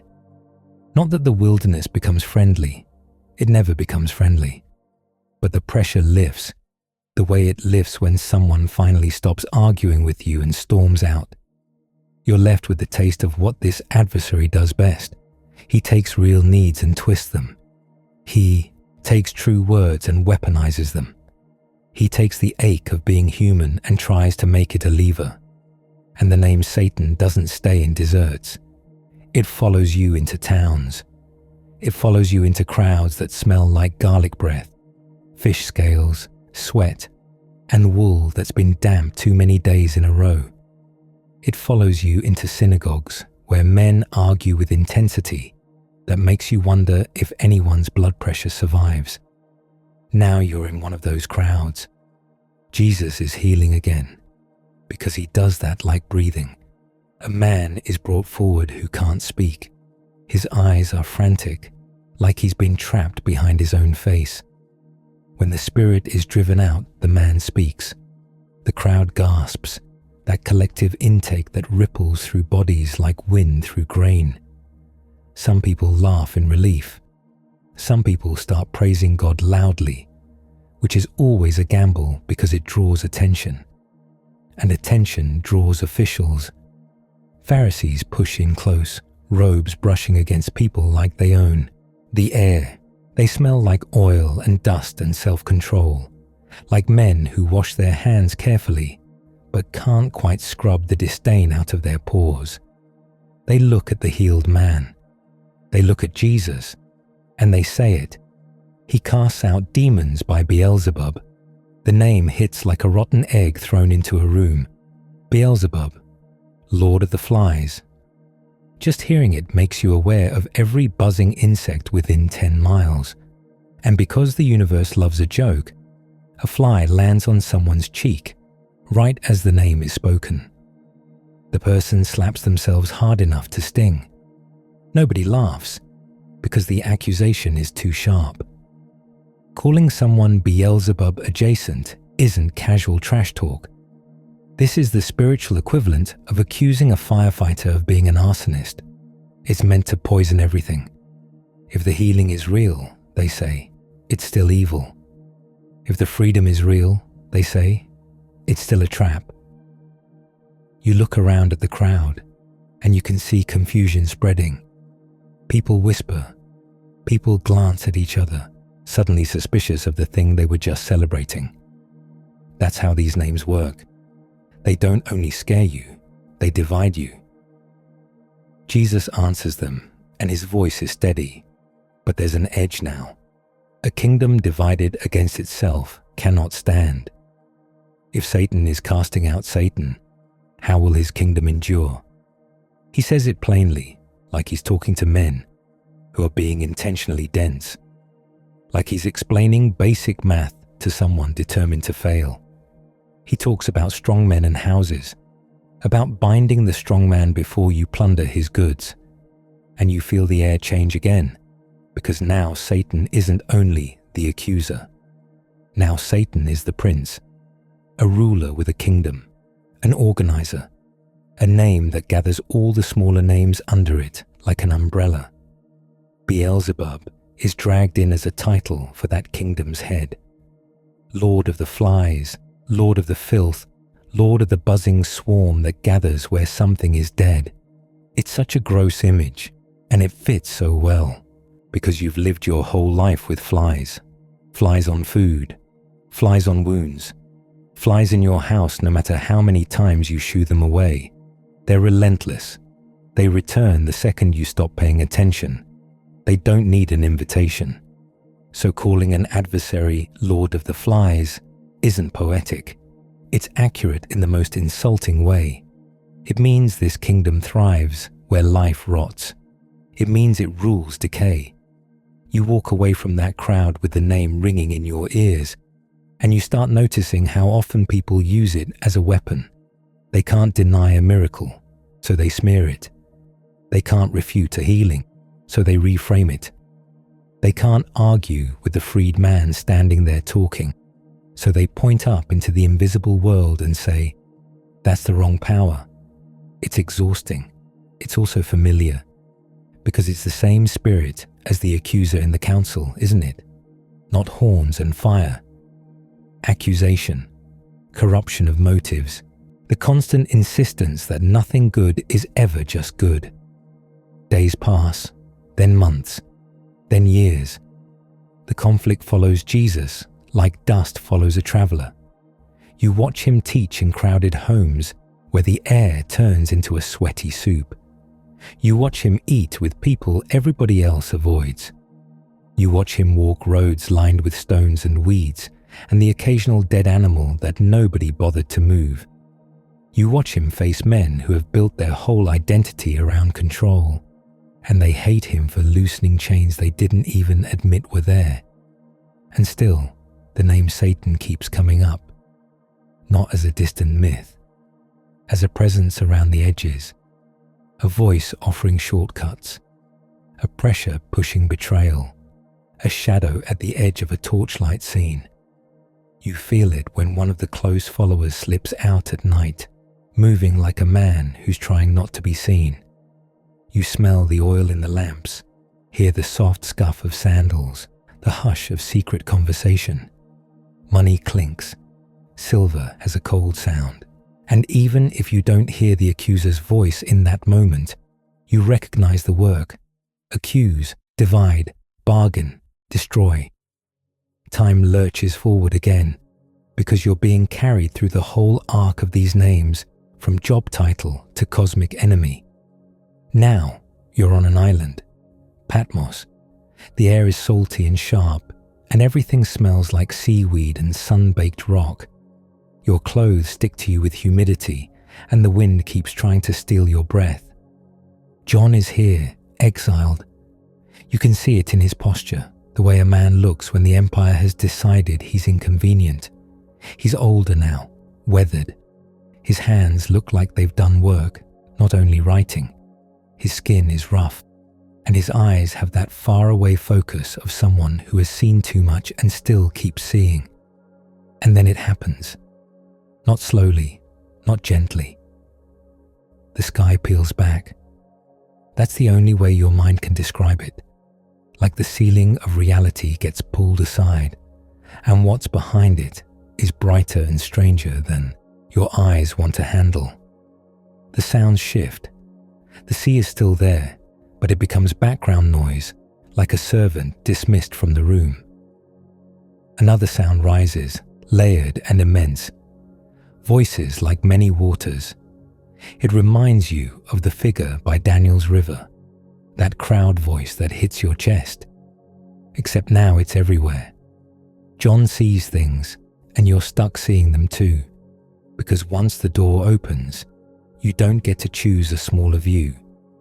You see lamps and thrones and creatures that make you wonder if anyone in heaven has ever heard of normal anatomy. Wings, eyes, faces, fire. And in the middle of this, the enemy takes on its biggest shape. A dragon. Not a cute storybook dragon. Not a lizard with personality. A great red dragon. Red like fresh blood. Red like raw meat hung in the sun.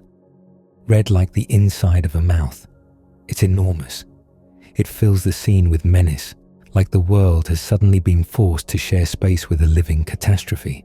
You can feel heat in the air, though you don't know if it's real or your fear trying to protect you by turning everything into sensation. Its tail drags across the sky like a whip. Stars fall, not gently, like poetic twinkles. They're yanked down and thrown, like someone tearing ornaments off a tree in rage. You watch them crash toward the earth, and your stomach flips, because the message is clear, even if the image is impossible. This thing has reach. This thing has power that touches heaven and earth at once. The dragon waits. That's what makes it unbearable. It waits like a predator at a den entrance, like it knows a birth is coming and it wants what will be born. You see a woman, and the image is layered with pain and glory, but mostly you feel the rawness of it, the reality beneath the symbol, childbirth, sweat, blood, the deep, animal sound of labor that makes every listener wince in sympathy. The dragon stands ready to devour the child as soon as it's born. It's obscene. It's the kind of evil that isn't satisfied with killing soldiers. It wants infants. It wants futures. The child is snatched away, protected, beyond the dragon's jaws. The woman flees into the wilderness, because of course she does. Wilderness again, the old haunt, the old edge of safety. And the dragon is furious. You can feel that fury like heat off a kiln. Then the scene shifts upward. War breaks out. Not on earth, not among men with spears and bad tempers. In heaven. Michael and his angels fight the dragon. The dragon fights back with its angels, and it's chaos in a place you once thought was only peace. You don't see swords exactly, because your human brain keeps trying to render the unrenderable. What you do feel is impact, clash, the kind of force that makes you think of storms colliding. The dragon loses, not slowly, not with a negotiated settlement. It's thrown down, cast out, and suddenly the name is spoken with the weight of everything you've been walking through. The great dragon is thrown down, that ancient serpent, the one called the devil and Satan, the deceiver of the whole world. It's like all the separate shadows you've met are pulled into one silhouette. Serpent, accuser, tempter, prince, dragon, a single adversary wearing different faces across time, adapting to whatever era needs. He's thrown to the earth and his angels with him. And you don't feel relief. Not yet. Because if it's thrown down here, that means it's down here, with you. A voice rings out, loud as thunder over sea. Now salvation has come, it declares. Now the kingdom, now authority. It talks about the accuser being cast down, the one who accused day and night, relentless. You think about Job, scraping himself on the ash heap while flies celebrated. You think about Jesus in the wilderness, hungry enough to bite a stone. You think about the crowds, confused by the word Beelzebub, suddenly doubting the good in front of them. Accusation, always accusation. But the voice keeps going, and it lands in your chest like a hand steadying you. They overcame by the blood of the Lamb, it says, and by the word of their testimony. Not by out-scheming, not by out-fighting, by fidelity, by holding on. The dragon, thrown down, goes after the woman, because spite doesn't need logic. It spews water like a river, trying to drown her in force and chaos. The earth opens its mouth and swallows the flood. Even creation itself is done with this nonsense. The dragon turns its rage toward the rest of her offspring, toward those who keep the commandments and hold to the testimony of Jesus. You feel that rage reach across centuries, like a weather front that never fully leaves. You can almost hear it in the background of ordinary life, in the way fear rises fast, in the way lies multiply like flies on fruit, in the way accusation can rot a community from the inside out. But revelation doesn't leave you there. It keeps going, because this vision doesn't do cliffhangers for the sake of suspense. It moves toward an ending with the inevitability of a door closing. You see beasts rise from sea and earth, more layers of power and intimidation, more spectacle and threat. You smell salt air and iron and smoke, like the whole world is turning into a battlefield kitchen. You see people marked, pressured, bought, sold. You see worship demanded by force. You see endurance too. Tired people, ordinary people, the kind with cracked hands and aching backs, the kind who would rather be sleeping than resisting cosmic evil. They endure anyway, and the dragon's time runs out. You see it in images that land like hammer blows. A chain, a pit. The old serpent seized, bound, thrown into the abyss. Shut in, sealed over, like a dangerous animal finally locked away. 1,000 years passes like one long exhale, and still the vision doesn't let you forget that evil is stubborn. It gets released for a little while, because apparently even cosmic villains get one last humiliating attempt. It gathers nations like kindling. It surrounds the camp. It lunges at the last moment like a cornered thing. Fire comes down and consumes it, just like that. Not a prolonged wrestling match, not a dramatic back and forth where you wonder if the ending might change. It's over. The devil is thrown into the lake of fire, where the beast and the false prophet are, tormented day and night, forever. You stand there on the windy island with salt drying on your lips, and the scene fades back into your own bodily reality. Your clothes still itch. Your stomach still wants food. Your feet still hurt. But the names don't feel quite the same anymore. Satan started as an accuser in a council, walking in like he had clearance. He showed up in a wilderness like a voice that knew exactly what hunger sounds like. He got used as an insult in a crowd. Beelzebub, Lord of Flies, King of Rot and buzzing swarms. And in the end, he's a dragon. Huge, violent, ancient, named clearly, and defeated. Not because people finally got smart enough, because heaven finally shut the door on him. You're left with the strange comfort of an ending that doesn't pretend the fight was small. It was cosmic, it was organized, it was personal. It pressed on bodies and minds and nations and homes. It sat in ash heaps. It whispered on rooftops. It offered bread and kingdoms and shortcuts, and still, it lost. Not in a way that makes your daily life suddenly clean and easy. Your world is still dusty. People still cough in the night. Flies still find your food the second you look away. But the longest shadow has a limit. The dragon can rage. The accuser can accuse. The Lord of Flies can swarm and buzz and gather around every open wound. But none of them get the last word. The sea keeps breathing against the rocks of Patmos. The wind keeps moving, indifferent and steady. And the vision lingers in you like a brand, a final image of a great enemy, named and seen clearly at last, thrown down and shut away, while the world, bruised, exhausted, stubborn, keeps going anyway. So after all of that, after the wilderness and the throne room and the tombs, your body is left holding the question, what do you do with a night that has teeth? You finally step out of it for a second. You wipe the ash off your imagination. You shake the salt air out of your hair from Patmos. You scrape Lord of the Flies out of your ears like it's actual buzzing stuck in there. Because you've been living in a world where darkness has an address. Not a vague, spooky vibe. An address. You started out at the edge of camp, where the last cooking fires flicker and the warmth of human bodies thins out.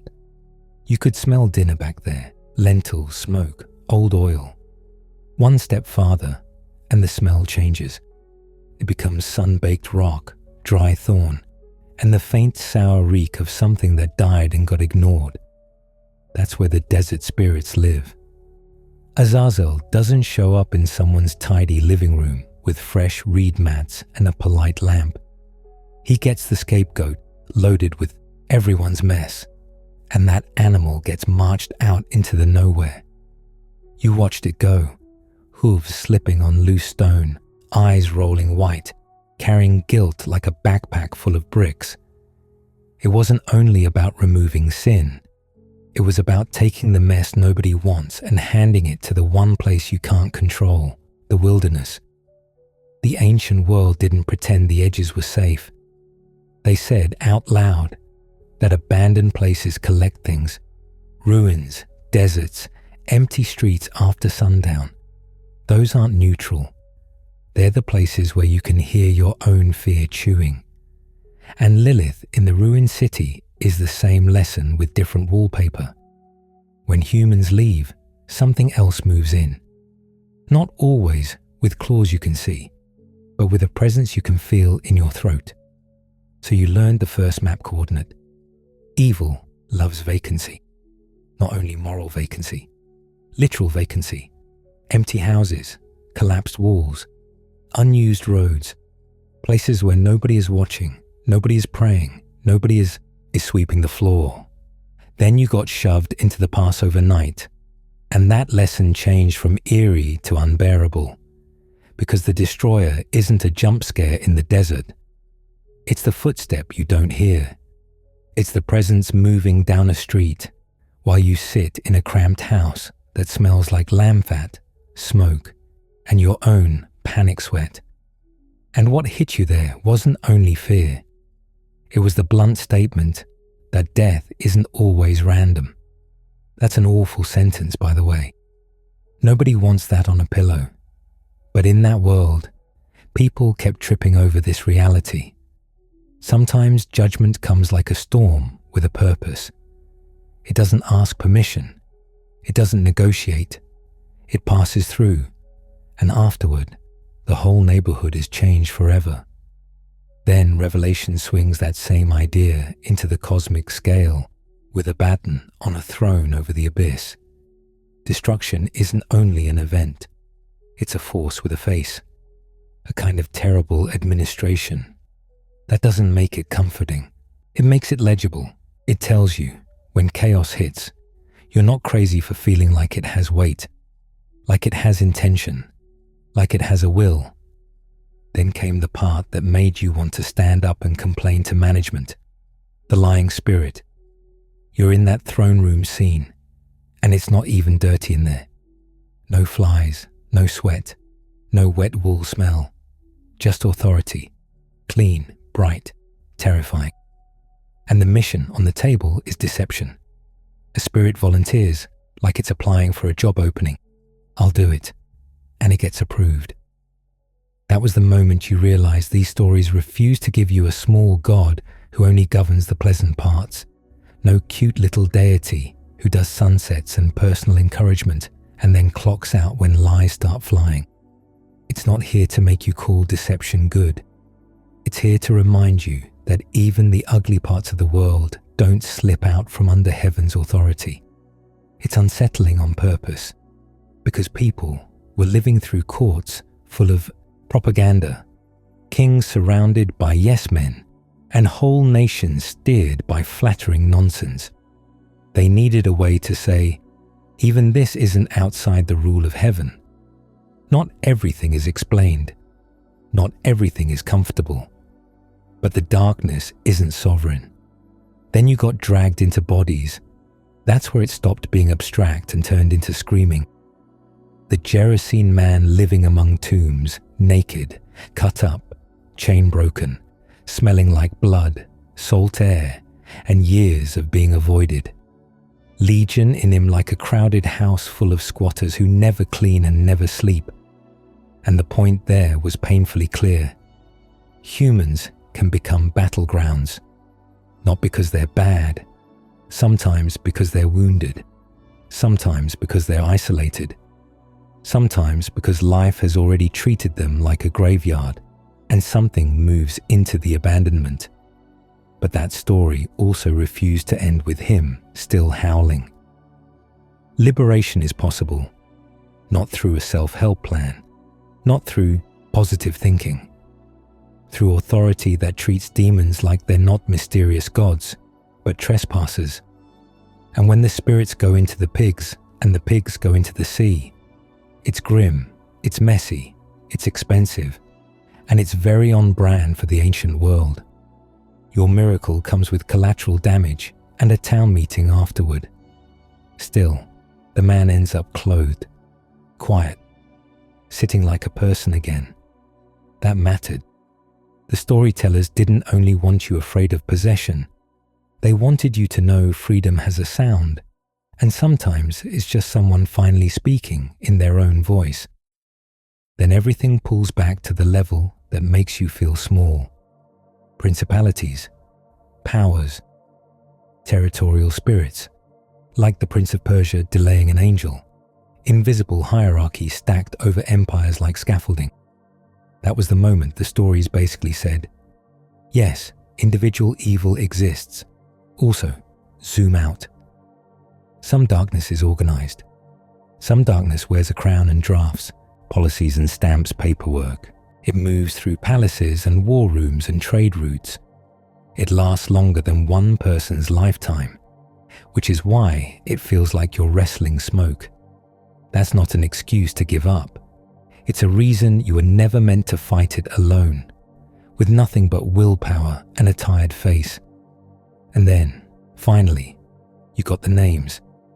Satan starting as the accuser. Calm, professional, strolling into the council like he knows where the good water is kept. Then the wilderness tempter. Then the prince figure behind accusations. Then, at the end of the long hallway, the dragon. That evolution taught you something almost gentle, even though the imagery is anything but. Evil gets clearer when it's named. At first, it's a role. The adversary, the one who tests, the one who prosecutes. Later, it's a character, a tempter with lines prepared. Later still, it's the composite monster that gathers up every smaller horror. Serpent, deceiver, accuser, dragon. Not because the darkness got stronger, because the people telling the story got better at seeing what they were up against. And that's the resolution of the whole night shift you just worked.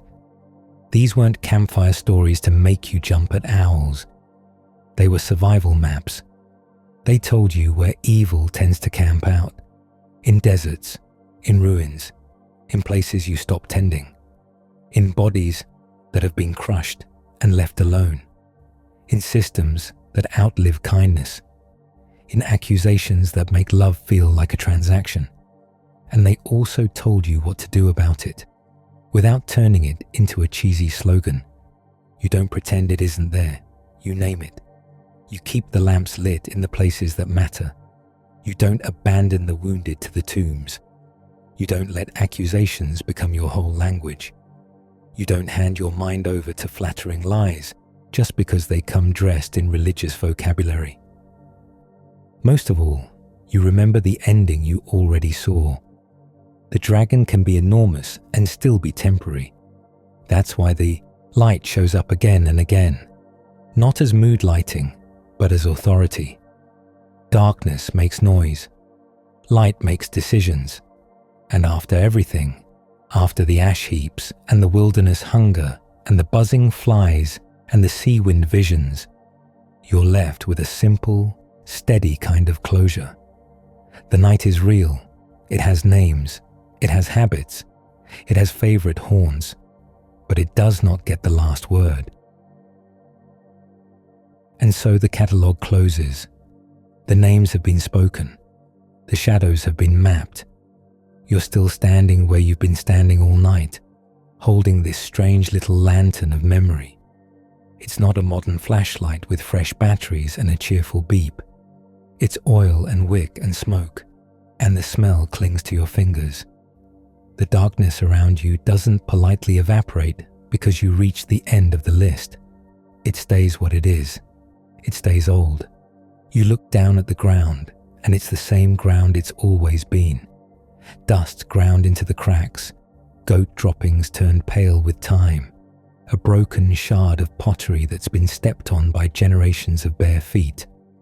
Somewhere out there, beyond the last human noise, the wilderness still breathes the way it breathes, hot in the day, knife cold at night, full of spaces that feel watched. Azazel's desert doesn't retire. Lilith's ruined city doesn't get renovated. Those places remain the places people don't want to go alone, not because of a tourist review, but because your skin knows when you've crossed a line from human into not human. You can call it superstition. You can call it instinct. Your stomach still drops the same way when the torchlight ends. And the fears you carried through this night shift, those don't fossilize either. Chaos still feels like chaos.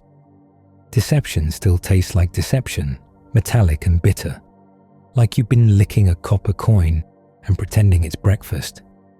You still know what it's like to hear confident voices saying confident things, and to feel your own mind reaching for something solid to hold. Death still comes with that same humiliating practicality. It's not romantic. It's sheets and water basins and the smell of sweat that won't cool, no matter how many times you dab a cloth on someone's forehead. It's the quiet after a household's crying finally runs out of breath. It's the dull thump of reality settling back into place. You've met the Destroyer. You've heard Abaddon's name rumble like a door that won't open. Even now, with your feet on ordinary ground, you can still remember what it felt like to sit behind a blood-marked door and listen to the street become a place you didn't recognize. And possession, whatever name you put on it, whatever box you try to fit it in, still has the same human face. A person who doesn't seem like themselves. A voice that doesn't match the mouth. A body that looks like a home that got broken into, ransacked, and left with the windows flapping in the wind. You remember the tombs, the cuts, the salt air, the sound of a man screaming until the night itself sounded tired. That's the part that lingers, not because you enjoy it, because it's honest. So when you hear those names again, years later, in different mouths, in different languages, you recognize the shape of what people are trying to do. They're doing what you did tonight. They're naming the dark so it doesn't get to be endless and formless and everywhere at once. They're putting a fence around it with syllables. They're saying, this has a face, this has a habit, this has a limit, because there's a particular terror in an unnamed thing. An unnamed thing can be anything. It can hide in every creak of wood, every cough in the next room, every sudden thought that feels like it didn't come from you. It can make the whole world feel like a room with no corners. But a named thing, named properly, named out loud, starts to look less like a universe and more like a creature. It might still be dangerous. Creatures can bite, but it's not infinite anymore. That's why, all through this long night, the darkness kept trying to be loud. It screamed in tombs. It buzzed like flies around rot. It hissed in the wilderness. It whispered in a throne room with polished floors and terrifying calm. Noise is one of its favorite tricks. Noise makes you feel like you can't think. Noise makes you feel like you can't pray, can't speak, can't remember who you are. Noise fills your head until there's no room for anything else. And light, real light, the kind you watch show up in these stories, doesn't compete by getting louder. It exposes. It says with maddening steadiness that a trespasser is a trespasser, no matter how dramatic it gets. It says a storm is not a god. It says an accusation is not the truth just because it arrives with paperwork. It says a legion can be many and still be told where to go. You can still see it, that moment at the shoreline. The water is dark, and the wind off the lake smells like fish scales, wet rope, and the sour breath of reeds. The pigs are already twitchy, ears flicking, muscles tense like they can feel the invisible bargaining in the air. The command comes, and suddenly the whole herd acts like it has one mind. And that mind is panic. Hooves hammer the ground, dirt sprays, bodies shove and squeal and slam into each other. The sound is awful, a chorus of terror with no harmony at all. They hit the water and disappear, and the lake takes them without comment. It's horrifying. It's messy. It's not a clean little parable. But it's also a picture you can't unsee. The darkness can be sent away, not negotiated with like it's your equal. Sent. So you carry that with you when the night feels thick again. Because it will. The night is old. It has always been good at being night. It knows how to sit outside your door like a patient stray animal. It knows how to scratch at your thoughts with one claw at a time. Not enough to wake the whole household, just enough to keep you tense. It knows how to bring back memories that smell like smoke and shame. It knows how to make the air feel crowded. You've lived long enough to know that some evenings are peaceful and some are not. Some nights are just crickets and cooling stones. Some nights feel like the wilderness moved closer, like the ruins grew a mouth and started breathing near your bed. You turn your head on the pillow and the darkness is still there doing what it does, being large and unbothered. But you also know this. People have faced it before you, not as an abstract concept, as a lived thing. They faced it with oil lamps and calloused hands and bread that could chip a tooth. They faced it with children asleep in corners, with animals shifting in the next room, with the stink of the day still on their clothes. They faced it when sickness came like a thief, when lies filled the streets, when empires flexed, when the night felt populated, and they survived until morning often enough to tell the story. They kept the names, they kept the maps, they kept the memory that the dark has boundaries even when it pretends it doesn't. They kept the stubborn insistence that light is not just comfort, it's authority, it's exposure, it's the right to say, no farther. So you stand there at the end of this long walk, and the world is still the world. There's still wind moving through cracks in the wall. There's still a far-off dog barking, like it has an opinion about everything. There's still the faint smell of old smoke in your hair, like you've been sitting too close to a fire for too many hours. The catalogue has closed, but the morning hasn't been cancelled. Somewhere, a cooking fire will be lit again. Somewhere, a door will open and ordinary life will spill out. Water jars, footsteps, low voices, the scrape of a broom on hard-packed earth. Somewhere, someone will say a name they've said before, not to summon darkness, but to keep it from pretending it's faceless. The night remains what it is, and still the stories remain too, passed hand to hand, whispered house to house, carried like a small lamp through long corridors. The darkness is old, the morning is coming, and somewhere the story continues.